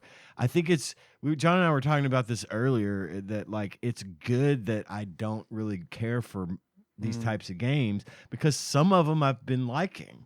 Yeah. And if I like it, it does say says something. a lot. It does Yeah. say something. He's mentioned not liking SNES games that much, and based on the games you've had him play, it's no wonder. That's fine. I'm good with it. From the, I have to look up the spelling every time I type it department. It's Phalanx. I can spell it. Just It was fine. a feat It's in same. 3.5. It's a problem. It's the only reason I know how to spell it. Wait, what? It's a feat in 3.5. It's the only Yeah. reason I know how to spell it. Oh, okay. Also a member of the I had no idea how to pronounce it when I was a kid department. From the September 1992 Game Pro, here is Phalanx by Boss Music. Big, bold, and ready to shoot gelatinous aliens with loads of hot lead. Woo! Shit. He said loads. Wow. He said a lot of shit. Gelatinous load. Gelatinous loads of hot lead. Motherfuckers throwing out key terms in 92. What the fuck? Yeah. This guy started the Good revolution Lord. with this article. If the first paragraph mentions eating ass, then Was that a thing back then? Was that oh yeah, Okay. oh yeah. I don't know. I thought Big- that was more recent. Big Boss Music invented that shit. I think. It fell under don't ask, don't tell back then, though. So Yeah, that's a man, people. Dude, people were eating ass since the dawn of fucking time, man. I mean, It's only recently become sort of mainstream. Right. Yeah, Yeah. that's Like what I'm talking well about. known is- as- it's in yeah. vogue now. But I feel like it's ass almost been, past. Ass been getting eaten for Was it years. live decades, fast, eat ass? centuries. I don't hear about it as much as I did. Sorry, man. No, you're- It's just now I'm on this ass eating kick. It's like I feel Hell like yeah. I feel like I mean it's all right. It's fun, but like I feel like it's all people talked about 4 years ago, and now it's like I don't hear about it at all. You don't. You don't. You're right. Man, I remember having this conversation with a guy who was in my unit. Who was eating your ass? Well, no, he was not. Man, you still like So- to do this? You would. Go ahead. It's so 2000 and late, man. It was so funny to me because he was like really young and had just like recently gotten married. And somehow, of course, when there's a bunch of dudes sitting around talking, it's going to turn to sex. And of course, we started talking about that. And this guy was Phrasing. like, Phrasing. You got a bunch of guys talking, it's gonna It's gonna turn turn to to sex. sex. So anyway, yeah. So that didn't So quite anyway, this come guy- out the way I I know intended. exactly what you meant. Tyler, one of those boys is gonna pull out his wiener. You don't be that kid. That was an actual Randy Holland line, right? Like, And prophecy and fulfilled prophecy. Just being a good dad, trying to warn you, make sure you knew what He was fucking coming. called it because I was in the middle of two wieners. he saw your friends and was Phrasing. like, Tyler, No, we need to I literally was. We laid in that pop tent head to toe to head, and I was in the middle of two fucking dicks. Oh no. I was like, my dad So- told me I can't, guys. Sorry. Anyway, it was funny because it was this younger dude and a bunch of guys who have, been married for a while. And like he was actually talking about how he didn't like to, go down on his wife or whatever. And Did y'all boo him? oh, definitely, yeah. Throw rotten fruit at him? One of the guys was like, "I'll eat that pussy. I'll Good eat thing that I brought my ass. rotten I don't fruit give a tonight. fuck." But like he said that, and the dude was like, "What?" Because he was like, "I'll eat that pussy. I'll eat that ass. I don't give a fuck." And then he was like, I sucked that What? dick. I licked What the did you say? Whatever. Is this a Missy Elliott song? What is "This dude was." First. This dude was freaking out, and like everybody else in the room was just like just give it a few years, man. You'll get bored. You're It'll gonna happen. do some. Yeah, when you're with the Dude. same woman for 11 years, you're gonna do some weird shit. It's okay. It's all right, that man. shit, dude. It's like I don't look, man. Look, everybody's different, but I can tell you, when I was his age, I was like all about eating some fucking pussy. Man. Right? Like, Yeah. I don't. Yeah, I don't know. It was funny. It was like me and this one other dude was just like, really, man? You're missing out. Missing half the fun. Yeah. All right. Sorry, Ian and Brad. Yeah. Sorry. What does Brad have to say? And boss music. Please, Boss Brad. music. Yes. The Phalanx spaceship blasts off for battle in Kimco's latest shoot to spill Oh my God, this guy. SNES cart. A galaxy. I'm not going to be able to get through this, am I? I'm sorry. It's him. It's It's him. He's literally jerking off while he's that writing wasn't it. directed at you. I'm saying It's such eloquent writing. We have to comment. if I can't get through the first two sentences without like hot gelatinous loads of lead and fucking shoot to spill. This And guy. then she squeezes her tits together and fucking rubs them on my dick and Phalanx. my spear. I mean, Jesus. Okay. There's a lot of Galaxy- innuendo in My here. shields are coming down. A galaxy devouring interstellar bandit erects an unwelcome residence on planet Delia 4. In Operation Climax, Yes. your assignment is to erase the intruder. Dude, this guy he had to know. Like this had to be intentional. What was the right? planet? Delia 4. Delia 4. Delia? Is that a Beetlejuice reference? Maybe, I don't know. Oh my God, Phalanx fired up. Phalanx dishes out above average shooting action and nice graphics to back it up. You, as crack pilot Ricky Sonata, guide the Phalanx through the...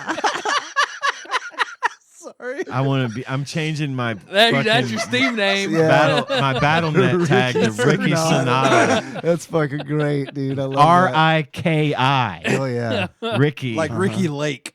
Yes. Oh, it's actually Ricky Lake Sonata. That's your new Steam name right Ricky there. Lake Sonata. Ricky Lake Sonata. Hyphen Sonata. Yeah, it needs to be hyphenated. The Phalanx is juiced with a homing beam, an energy compressor, reflector balls, and a needle laser. You load the guns with power capsules, then swap between them at will. You also get 3 types of missiles and a special one-shot only weapon. You skim the wasted skies over Delia, buzz a dark and desolate city, infiltrate a hostile starship, and pulverize the final bubbly beastie. Bioorganisms melded with machines swarm to strike back against the Phalanx.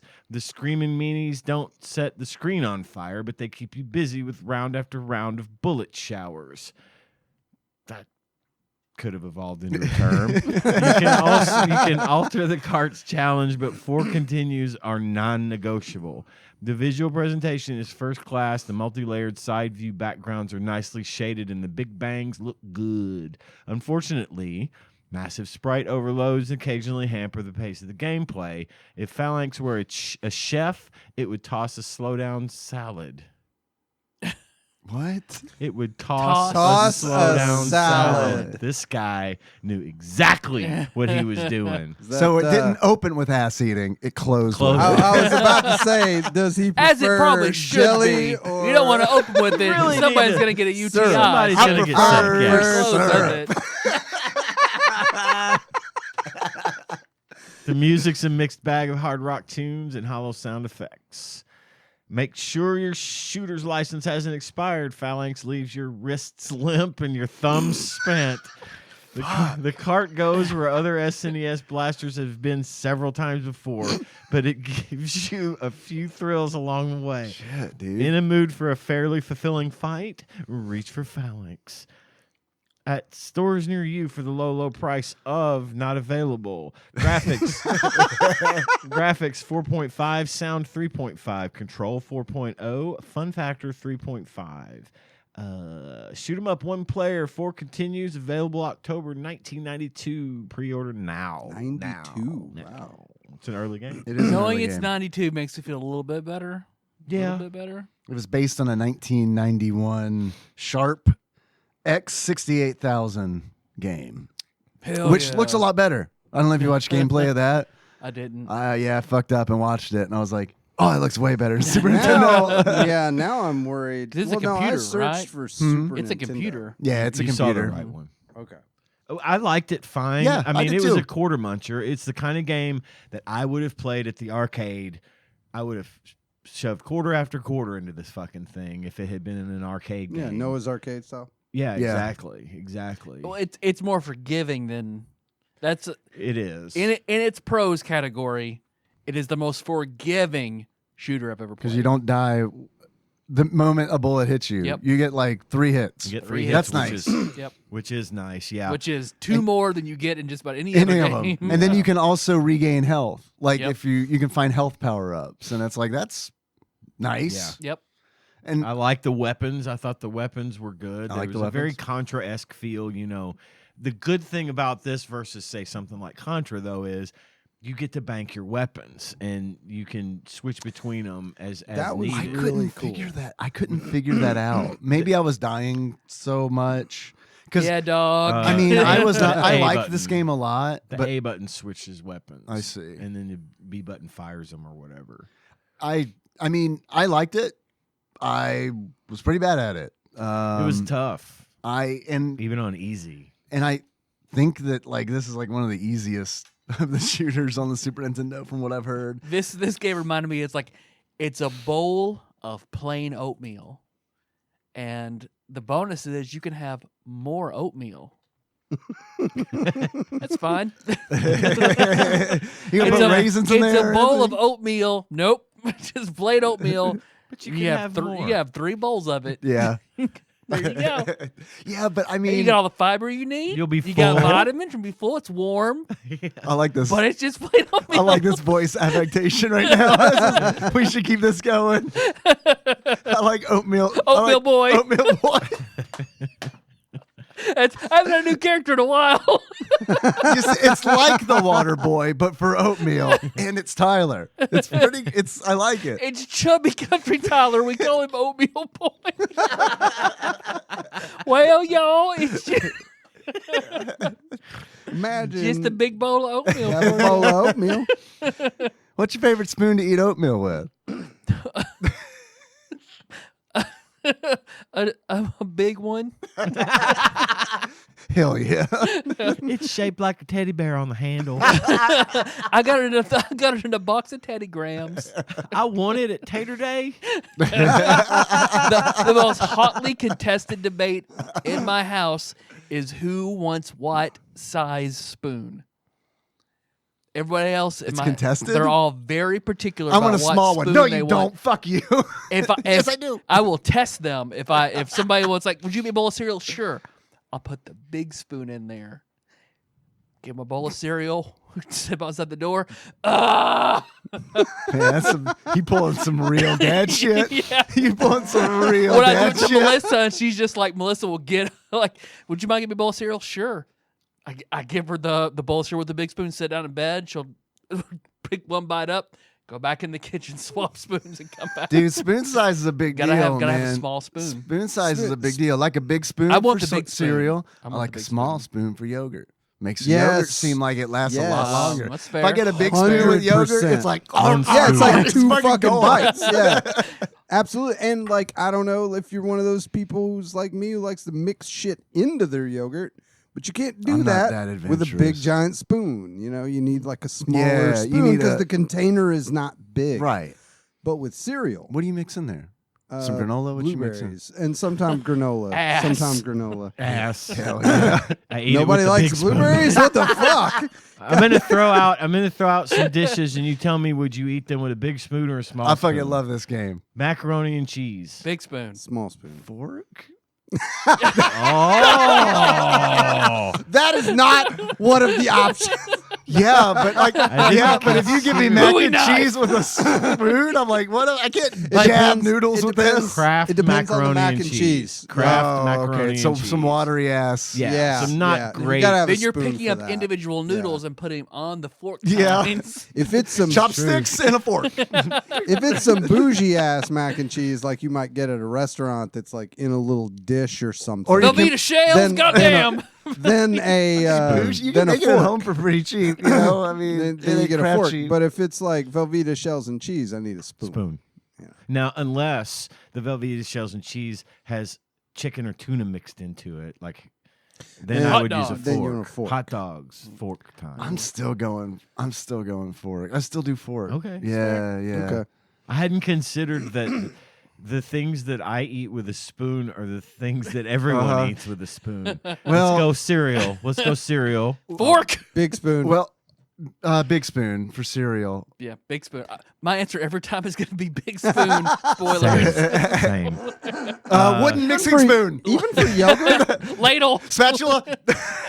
Wait. Throw yogurt out there. Yogurt. Small spoon. That was the most Norm McDonald joke you've said on the show. I eat too fast. I thought you were going to say something completely off the wall. It's like, no, small spoon. Straw. As we previously stated, small spoon. Straw. Wooden spoon from elementary school ice cream. I keep a whole Popsicle stick. bag of those. Small spoon, dumbass. I just said small spoon. Index finger.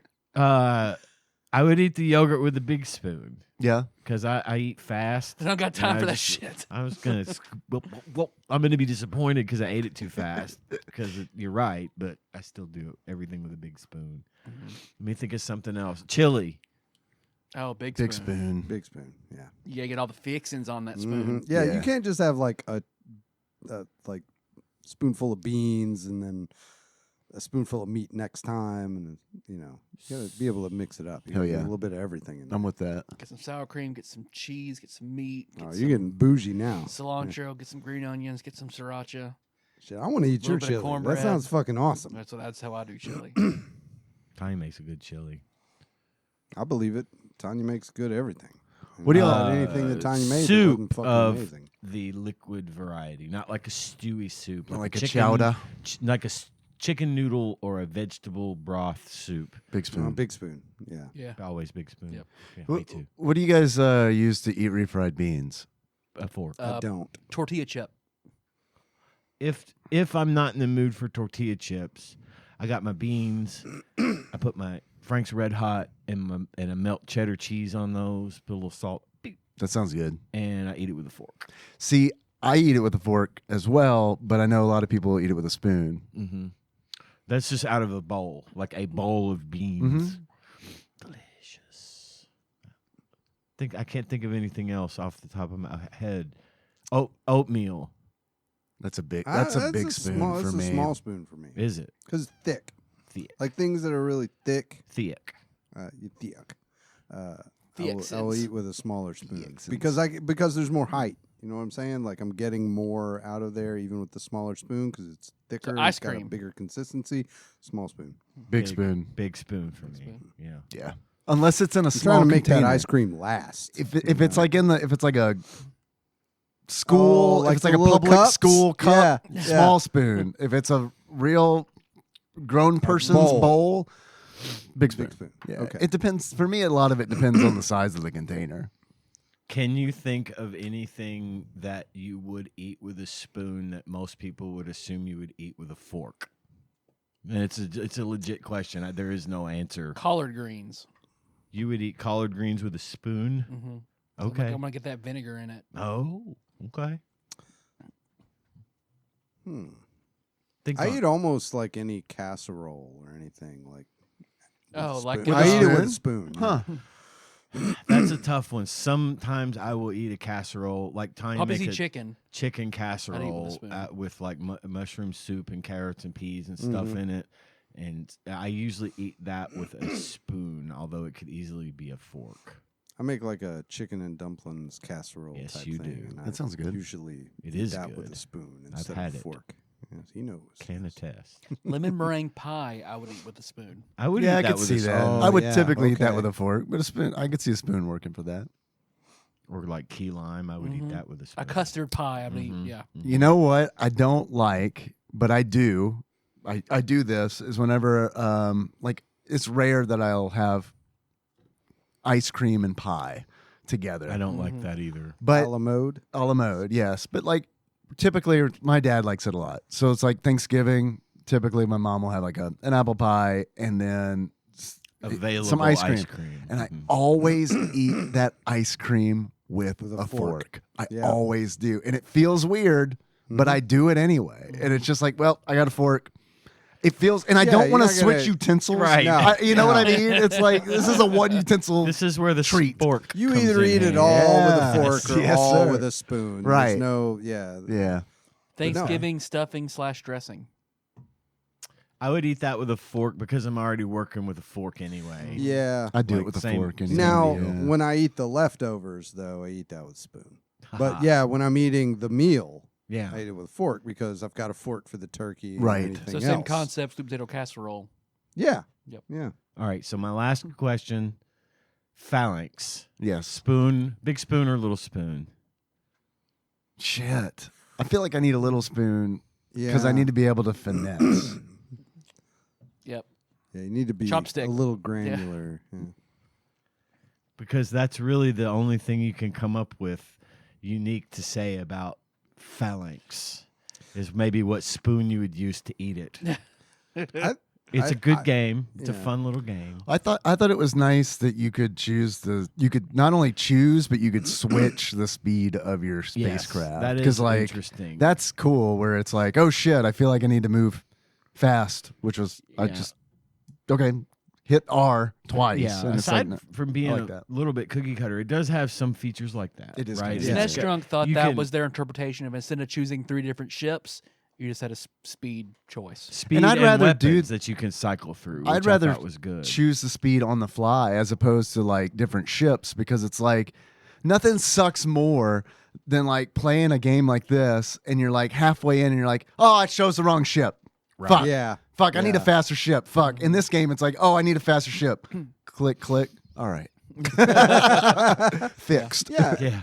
One of the other unique things I thought was cool about this one was that when you have your weapons cache filled with the different types of weapons, you know, you got your lasers and you're like swinging around weapons and missiles, and when you die, that weapon that you're using goes away, but your others are still there. available for Yeah. you to use. And And if it you ma- die again, you lose that weapon, right. and so on down till you're back to your basic gun. Because once you get to a point, especially in that first level, it stops giving you power ups, and Yeah. you could easily be stuck fighting the boss with the basic, Oh, yeah. no Yeah, for frills sure. weapon. And what I thought was, which happened to me, like fighting a mid boss, and I think it's really interesting because it's like several mid bosses. I'm just fighting with the basic ass blaster, and then the boss just goes away. The boss Right. is just like, Well, and all you- right, You see him stalking Yeah. you in the background Uh-huh. too, and So- firing lobs at you from the background, which I thought was That's also cool. pretty Yeah, That, it's yeah, cool. that is the part. So I didn't play the game, but I watched like the first level playthrough Okay. just to get an idea of what you guys were going to be talking about.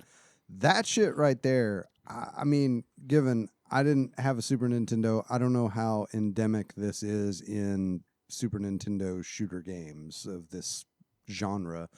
But when I saw that ship fly away and then show back up in the background and start shooting at you from the background, Yeah, yeah.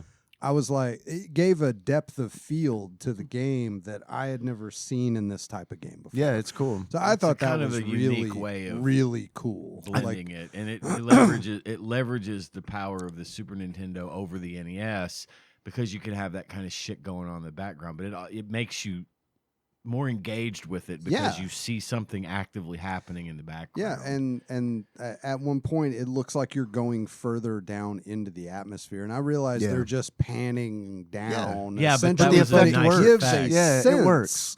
It gives a sense of depth Yeah. that I'd never seen before in this Yeah. type of game. And a lot of it to me felt and most of them do, but it felt seamless to me. Like, I thought it was really cool where it's like, oh, you're transitioning from the mid boss to the rest of the level, and it's not this like, there's no interruption. Yeah, you just It's keep just going. Yeah, you just keep going. I thought that was cool. They had a lot of neat little features, and I liked the graphics as well. It gave me arcade vibes, very gyrus, kind of not the style of game, but just the look of it. Yeah, and I liked it a lot in that regard. Again, it's not one of my. This is the kind of thing that I wouldn't play on a console. I wouldn't want to sit and play it on the console all the time. But if I was at the arcade and I heard that music playing on that cabinet, and I walked up and I'm like, oh, I'll give it a shot. I'd throw $3 or $4 worth of quarters at it because it's a good quarter muncher. Yeah. You mentioned that you thought the music was good. I thought the music was great. The music was fantastic. Yeah, like the little bit that I heard watching that first level, which I got to say, like, I know it's a fucking hard game. I know it's a hard game because I watched the first level played by a guy who looked like he knew what the fuck he was doing, and he still barely made it through the first speed run level. is 45 minutes. Like, it's a long that makes sense because it's all like forced scrolling, you know. So I mean, unless there's like shortcuts and stuff, because that's always like the fucking boring levels in a speed run is like the Mario levels where it's like, okay, this is just a scroller. Yeah. So we can't really play this one fast. It looked like the kind of game that, like, if I had gotten it as a birthday present or, bought it when I was a kid and had it just sitting there, I would definitely have played it and gotten really good at it and probably gotten pretty far in it, but never beat it. Like... Yeah, without cheat codes or something. Yeah, no, it looks really tough. There are different difficulties you can select, which, I mean, that's nice. Yeah. There's a difficulty called funny. Oh, I didn't catch that. No. Yep. That's awesome. Which I saw online. I heard people talking about how you had to input a cheat or something to access it, but it was just there for me. I don't know. I don't know what version of the game I got or what, but my ROM kept failing. Really? Yeah, I'd get to one specific point and the ROM would give up the ghost and it would just freeze. So I didn't get to play it past that point. And once I did that 3 times, I'm like, nah. Yeah. I'm out. I got the gist of it. I kept coming back to it. I played it for probably about 3 hours, but not in one chunk. I would play it and then lose all my continues and then a few days later go back and play it. That's what I'm talking about. Like, if I had it as a kid, I would definitely have kept going back to it. But yeah, it's not something you can sit down and play in a huge block. I wouldn't want to marathon it.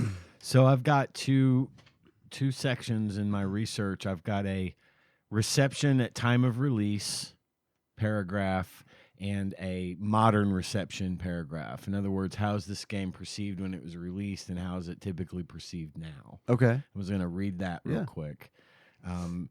Phalanx in 1992 to 1993 when it was released. And I put yourself in the shoes of the time frame. Let's look at it from that perspective and see how accurate you think this is.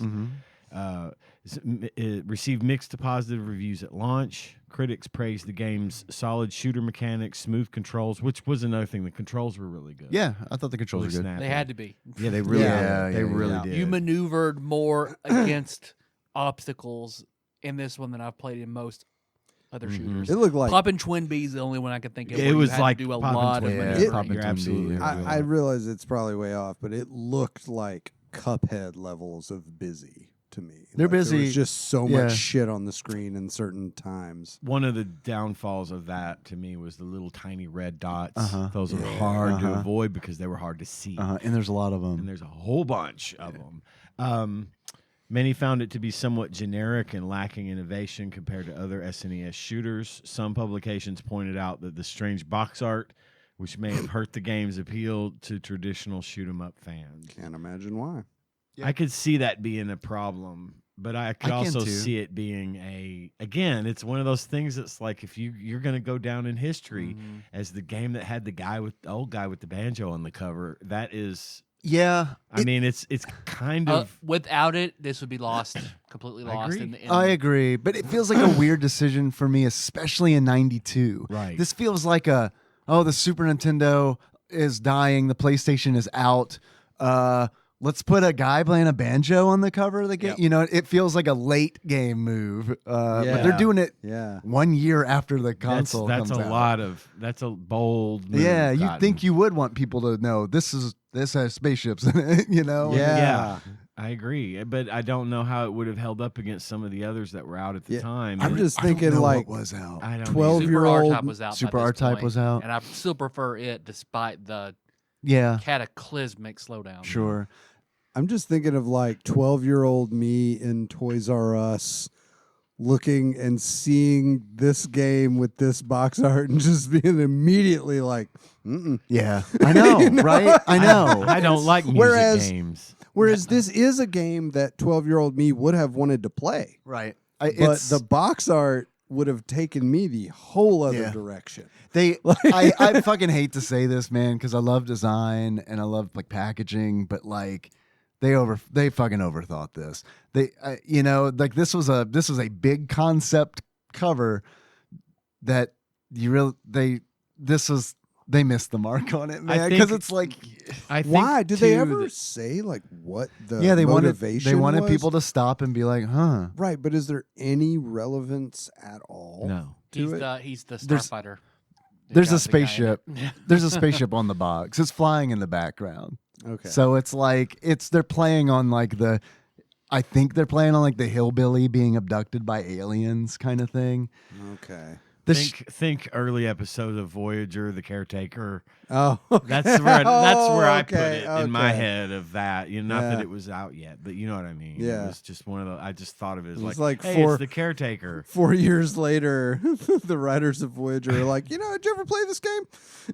Yeah, we based The Caretaker off of the guy on the playing the banjo on Phalanx. I also think Phalanx is not a good name for this game. No, it's not. I think it's hard to spell, it's hard to pronounce, and a lot of people aren't If going you to were know like what it three is. ships side by side, Maybe. okay. Then it would Yeah. make sense, Yeah. right? But you're Yeah. a single ship. Like, it doesn't make sense. Yeah.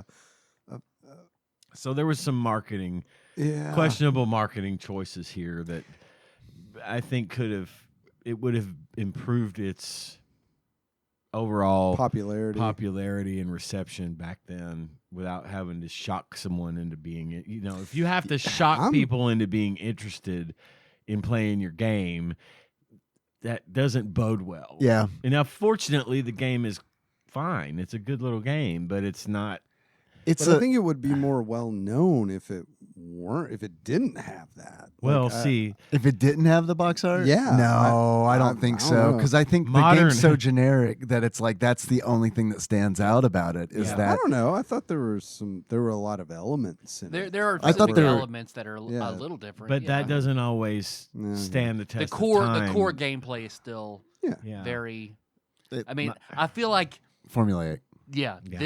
this formula has to be super has to have fucking personality to stand out.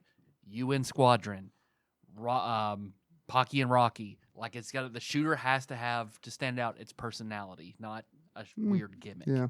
Or the different mechanics. Yeah. Because like in order for it to, I agree with you. In order for it to have wide appeal, it has to have some kind of element to it that appeals to people who don't just play these kinds of games. Because it's like I don't pick up on a lot of the nuances because I don't. This isn't. I mean, I like these games okay, but I'm it's not not like your, like, super preferred fucking into genre. it. Right? Yeah. Well, from a modern reception standpoint, today Phalanx enjoys a cult following mainly due to its infamous box art rather than its gameplay. Retro gaming enthusiasts appreciate its solid mechanics and decent challenge, but it's often overshadowed by more visually and mechanically ambitious shooters on the SNES. Many modern reviews acknowledge that while the game is competent, it doesn't do much to stand out in a crowded genre, which is essentially what we've been saying almost exactly. And it makes So, sense. I mean, yeah. it's 92. I know Super R-Type, Tyler was out, but I mean, it's like, that's super early. I thought this was pretty solid. For an early game, yeah.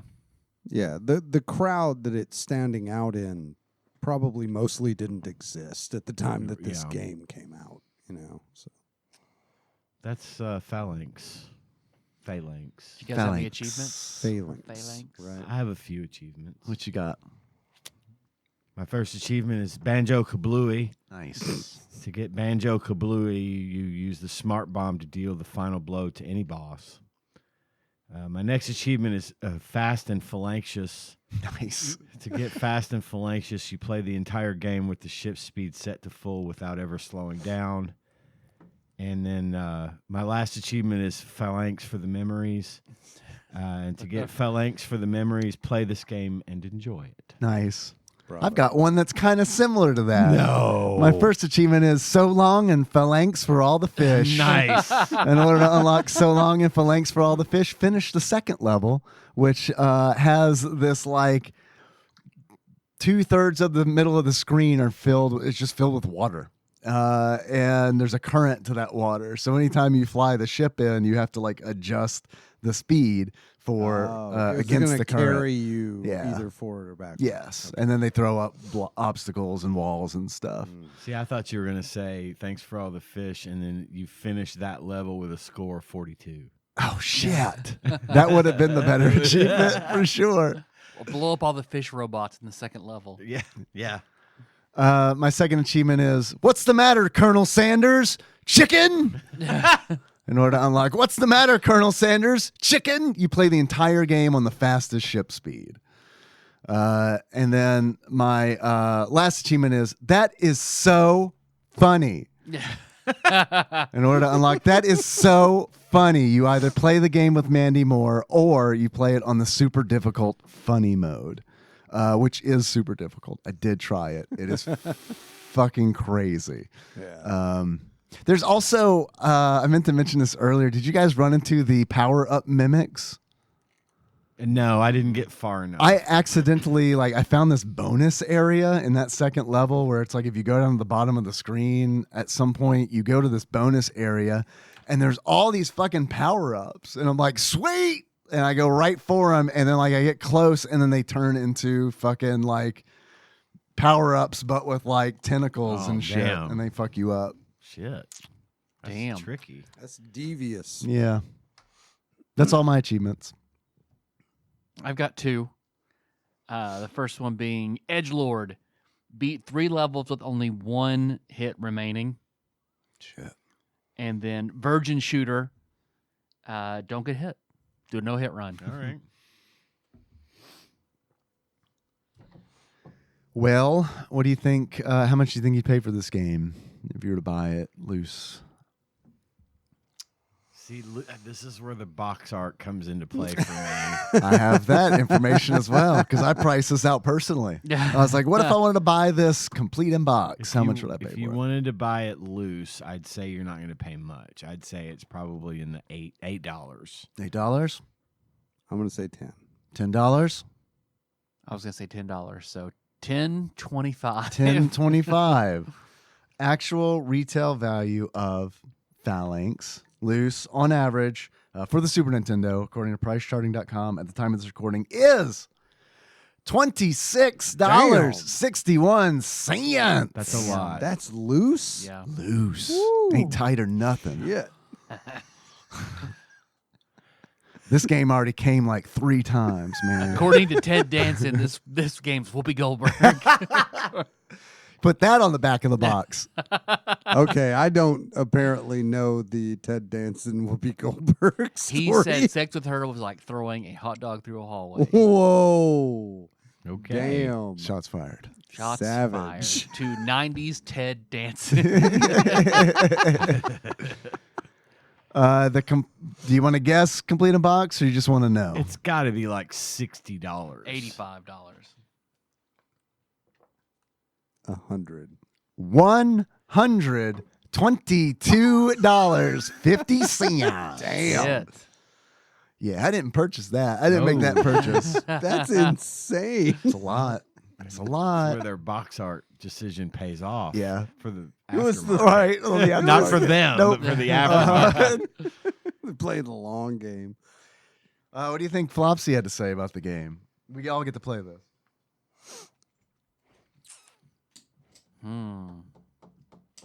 3 stars, right? Yeah, it's a good middle of the road. I I'd feel like almost that's think 3 safe. stars. Yeah. It's not offensive at all. Because Flopsy goes up to 5 stars. Yep. Right. Okay. It does. They might do 2.5, but they're typically generous. I'd say they would skew higher than Yes. that. If it was gonna, I'd say it would. If they were gonna skew high, it would be up from 3. I think 3 is where they're gonna put it because it's sort of a pretty good game that's sort of milquetoast, right? I feel like Yep. Flopsy tends to also take into account when the game came out. Yeah. You know, whether it was an early or a late Yeah, release. and I think that's a good thing. 3. 3. What do you think the availability is like? I think it's probably uncommon I'd based say on the uncommon. price. Uncommon to very uncommon. I mean, Maybe I'm very uncommon. But I'm It leaning. being loose, $26 loose. Mhm.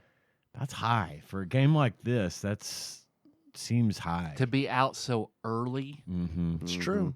To have a guy with a banjo on it. Mhm. Which people probably didn't buy because they were avoiding the game with the banjo on it. Yeah. So there may not. You want to do very I'm uncommon? tempted to go very uncommon with this one. I'm all for it. Shit, I don't know. I'm down. Let's do it. Okay. 3 stars, very uncommon. 3 stars, very uncommon.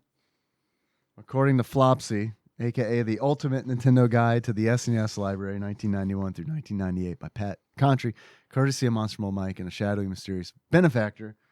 Who I think is Monster Mold Mike, by the way. Probably. Phalanx. I'm outing him right here and now. I think you're the shadowy benefactor. 3 stars. Okay.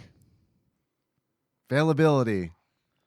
Uncommon. Oh, It was so probably close. almost very we shot uncommon. too Yeah. high. We shot too high. We shot our gelatinous It's molten lead load. too high. But not too fast. It's very important. Okay. That's Phalanx. That is Phalanx. Tyler, Yes, Dave. if you were to give this game a beard that sums up how you feel about it, what kind of beard would it be? I would give it the goatee of one Anthony Mackie as Captain America Okay. because it's fine. Okay. It's fine. All right. Did you see it? No, but I just okay. assume Yeah, it's probably fine. just fine. Yeah. We were talking about that earlier. Yeah. Just like compared to Steve Rogers, it's fine. Yeah. Yeah. It's fine. Tyler, Yes, Dave. if you were to give this game a pair of glasses, what kind of glasses? I would and give it why? the glasses of Liam Hemsworth. Ah. He's also that's fine. Okay. It's not Chris. It's Liam. It's fine. All right. He's fine. It's fine. Okay. There's nothing wrong with it. Second fiddle in the Hunger Games. Mm. The replacement Witcher. Which one? He's fine. Which Hemsworth was Captain Kirk's dad? That was Chris. Chris. That was Chris. Yeah. Okay, couldn't remember. Liam played Thor in the reenactment play of the second Thor movie. Yeah. That was Yeah. Liam playing his brother's part. Ben Affleck or Matt Damon was in it as Loki. Yeah. It's a good, Yeah, it's it's real good. You want to find out what we're going to play next? Hell yeah. Hell yeah. Plug up this batter up peripheral, wild and crazy kid style. Say that prayer we all love to say. Whammies. Stop. 651. Played it. Nope. Sports title. Pretty high. I don't know. Oh. W's. Probably not, but I'm not gonna, I can't make a promise. It's not the W's, it's the T's. T's. The. No. No, the is always appended at the end. Turbo. No. 10. Tetris. No. Turd. Close. Oh. Target. Turn the bases. I'm sure we've all heard of this game. Troddlers. Troddlers. Troddlers. TRODDLERS. Hell yeah. Phalanx. Please, more Troddlers. Phalanx. Let's do Have Phalanx you heard again. Tadpox's new run? Their run first they did Phalanx and then Troddlers. Troddlers. They followed it up. Wow. What a set. They reordered the list, did Phalanx and then Troddlers. Bold. Does anybody know what I've Troddlers is? never. No. I can't John's even looking it up. conceive of I- it. Yeah, I had to. I'm gonna be surprised by it. I'm gonna What wait the and just play it and see fuck? what happens. I'm hoping it's like a Garbage Pail Kids style like game. Knock That would be off. the best. Yeah. All right. Yeah. Troddlers. It's a turn-based strategy Woo. Here's- playground. My Oh. true guess is my guess is that it's probably some kind of puzzle platformer. Like Lemmings, like a knockoff Lemmings. Oh, you've heard of Lemmings. Your We got kids. the Troddlers. Yeah. Did I get it? You fucking nailed that shit. I wanted to be surprised. I'm Assholes. sorry. I'm sorry. Sorry. I wanted to didn't- play. I'm sorry. Yeah, he said it, and I couldn't. Yeah, not look at him like what? Okay. Sorry. Troddlers. It says it's a 1992 Oh fuck me. Lemmings Yeah. inspired not puzzle have- game. You could not what? You could not have been close. Like No. your horseshoe Sounds like- clanged. Spun around a bit and landed right on the ground. Like who I needs? swear. Who needs close, No. motherfucker? I got this. No prior knowledge. You know your That was genre. just a good fucking guess. you know your genre. I wish do, it yeah. was. I mean, I like Lemmings a lot Okay. on the PC. Yeah. It exists on the Oh, Super Lemmings was Nintendo. Fun on the PC. It was fun on the PC. Is it fun on the Super Nintendo? Probably not. Probably not getting that kind of frame rate. Probably not. Yeah, I'm probably going to be like, oh, sweet, my cursor moves so slow. Yeah. All right. Hmm. Troddlers. It also sounds like a 1980s Critters style horror Yeah, movie. it does. It really does. When I hit reception on Wikipedia, the first word is abandonware. Don't. Oh, yeah. Can't wait. Hell yeah. Hell yeah. Troddlers. Troddlers. How many people do you think? We're gonna be trying some food next week. What? You haven't even played the game yet. There might be a rich treasure trove of content There in could Troddlers. be. There could be. You're right. There could be. Putting the chicken nuggets before the horse. Oh man, I gotta come back next week. Yes. Yes. I would go home and be like, "Hey Andy, Yeah. I need to go record TADPOG next week. Yes. I love nuggets." So thanks for listening, everybody. You can find the show on iTunes, not Stitcher, not SoundCloud, but on Spotify, YouTube, all over the goddamn place. Most importantly is Patreon. Some of y'all need to check your credit cards because we're getting a lot of declined transactions. I went through the Patreon today. You might think you're donating to the show, but you're using an old expired credit card and you forgot to renew. Check that. Yeah. Maybe if you want to continue donating, you might have to change your credit card on Patreon. It Let might me- be a calculated move, though. Let Might me be. just say Yeah. that happened to me. Yeah. Like I can that see happened how to me it at one would. point. I was like, oh, I'm donating to the show, and then I like logged into Patreon. I was like, oh shit, That card I have expired in not 2021. been donating to the show for a little while. So yeah, I had to change. And that's a great opportunity to say, who will miss $1 a month? Right? Right. John didn't even miss it. No, He I didn't miss even it. notice. Well, you probably Yeah. wouldn't miss it either. So and I was there you go. donating $2 For real? Fucking crazy, right? Like For yeah. real, if you think That you're is. donating, That and, is. you might want to just double check. I'm not. That's a good point. If you want Yeah. to donate to the show and you think you've been donating for a long Yeah. time, I went through the spreadsheet today, and there's a lot of people who have declined transactions, and I guarantee it's because they Yeah. just forgot. ran Yeah, out. sure. And it ran out. So just check that if you're interested. It's no pressure, but We lots would of appreciate it. pressure. Spend money on us. And if you don't want to donate to the show and you've forgotten that you are, then don't go to Patreon. Just don't go there and look. Don't go there and look. It expired. Don't worry about it. You're not We, being charged. We have a list of well, I sorted the list by $20 or more per month. Sure. The list that I'm about to read you is twice as long Before the decline. before the decline transactions. So Mm.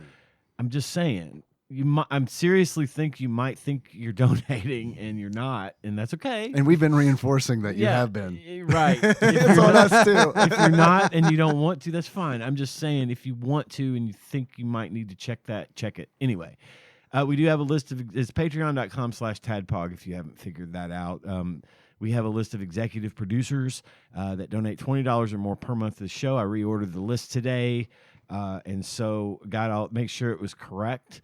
And I'm still editing names, even though people have told me I don't care if you say my name. Now I'm starting to be paranoid about it, so I'm going to abbreviate again this week. Cubicle Monkey, which I didn't have to abbreviate. We're not. No Old one's, CM. No one's trying to steal Cubicle Monkey's identity based on his name. Cubicle Monkey. Cube Monk. Sandwich Pope Phil H. Gamebug Prime Nathan E. Matt, a.k.a. Gentle G, Pinball Airplane Archmage Chris Edler. He said specifically to say his name. I saw that, and I love. Hell yeah. Fuck yeah, Chris. I loved it. Sorry you couldn't be on this episode.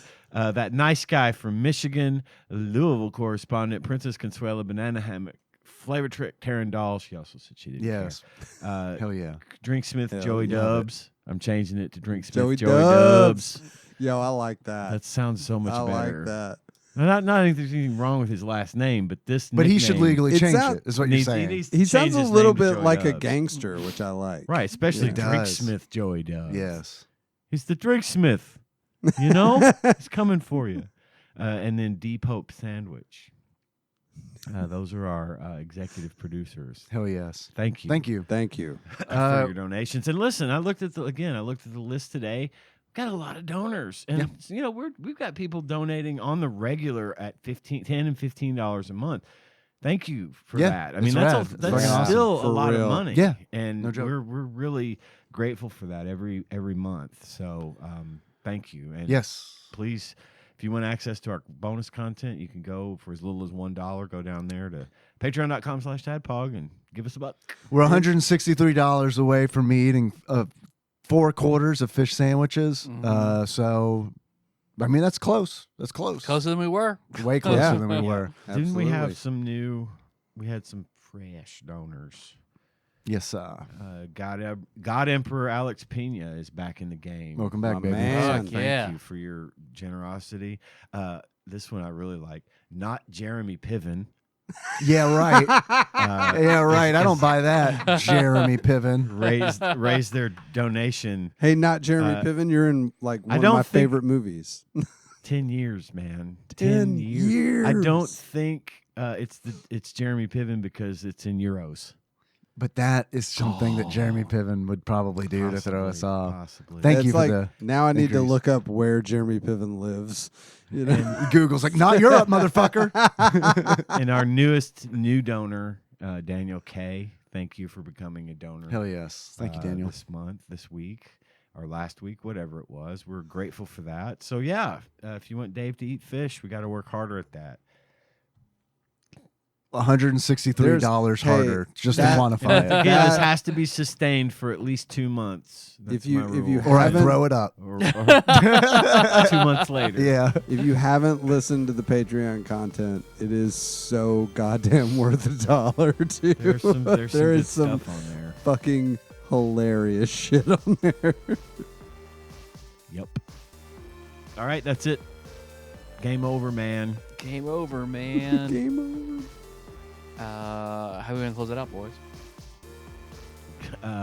As boss music. Hell yes. Oh, I was thinking the banjo yeah. guy. Like, what No, you think? I'm with boss You're music. boss music? I'm with boss Okay. music. It was an impressively tongue-in-cheek article. How many innuendos can I slip into this article? There was one. Yep. You're a natural. It did. Slipping it in. So until next time, Mm, tropical Capra. I was just gonna.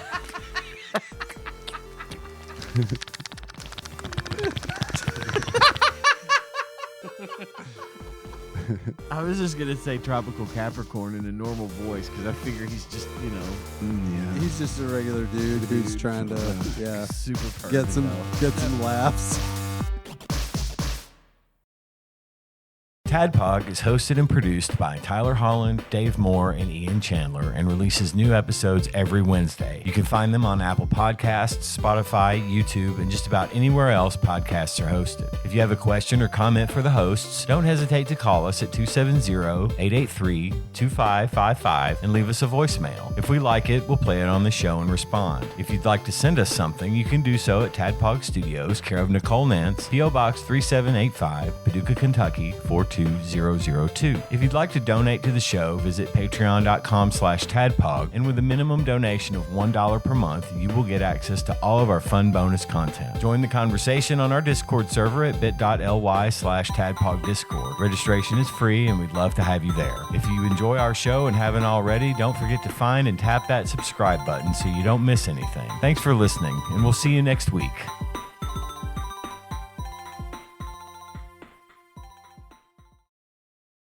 Hey TADPOG, this is John calling from England. Hello there. I called a few weeks ago, or maybe even 2 months ago, about reading The Wasteland from the Dark Tower. I finished that book. It was fucking amazing. I absolutely loved it. The stuff with the train, like Blame the Pain. Oh my gosh, that was amazing. And Oi is maybe like the best character of any book I've ever read. Oi rules. And I understand he's going to get better later on. But I've currently taken a break from the Dark Tower because I have a mind that jumps to many things, as I'm sure yours does as well. I'm calling to tell you about my current reading project, which is I'm rereading Alan Moore's The League of the Extraordinary Gentlemen, but this time I'm rereading it in chronological order, and I'm reading as many of the source books as I can. So I've read King Solomon's Mines, and I'm going to read Dracula, and currently reading A Princess of Mars, which inspires volume 2 of the book. And there's so many. There's a book by Aleister Crowley I need to read later on before I read volume 3, which actually comes straight after reading volume 2. But there should be something else in the middle of it. It's amazing. It's a completely kaleidoscopic nightmare of interwoven, unrelated books, and it's currently taking away my ability to get back to the Dark Tower. But I'm going to say I'm really looking forward to your podcast about the Dark Tower, because I love, whenever I finish reading a book or like playing a game or doing anything really, I like to, or if I'm playing a game especially, I like to listen to podcasts about the game as I'm playing it, like if I'm near the end game or once I finish it. And then, you kind of want to feed yourself with that stuff from every angle. And so definitely after reading a book, I search out podcasts about it. Totally. And so it's going to be great to have you guys. Probably you'll beat me to get into the Dark Tower because that's quite a road to go. I've got fucking like a million words of Victorian novels to get through first before I get there. But super looking forward to reading it. And I want to thank you again for getting me onto the Dark Tower. Keep up the good work.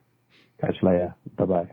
Thanks for that. That was a nice message. I hope that you've had the chance to read those. This was sent to us probably last year, late May of last year. So hopefully John has had the time to read those and get caught up. I hope we were able to guide you through it. Man, I was just thinking about those books today. Yeah. It's weird because I was thinking about, I can't remember something came to mind. I might have had a dream about the Dark Tower, like the characters in the Dark Tower, because it was early this morning. I was at work, and for whatever reason, it just randomly popped in my head. So it's really cool to hear that call. Yeah, tonight. And we haven't had a call from across the pond in a while. So that was really nice. So thanks for calling, John. I hope you didn't get charged too much for the international calls, but we're not going to pay you back for that. The Wi-Fi call. We do. We do appreciate it, though. It's always nice to hear those accents. Yes. Yeah. Not since Ross. Yeah. More hashtag more Ross. More Ross. And I just want to say thank you, John, for introducing me to the term kaleidoscopic nightmare, which I will be trying to introduce into every conversation from here on out. Yes. Thank you for that. Man, I had a double bean burrito for lunch today. It's going to be a kaleidoscopic nightmare in my bathroom later. Fuck about to come. Let me put it in your eye so you'll only see a kaleidoscopic nightmare. Hell yeah. Hold them open for me, baby. I had a lot of red 40 today.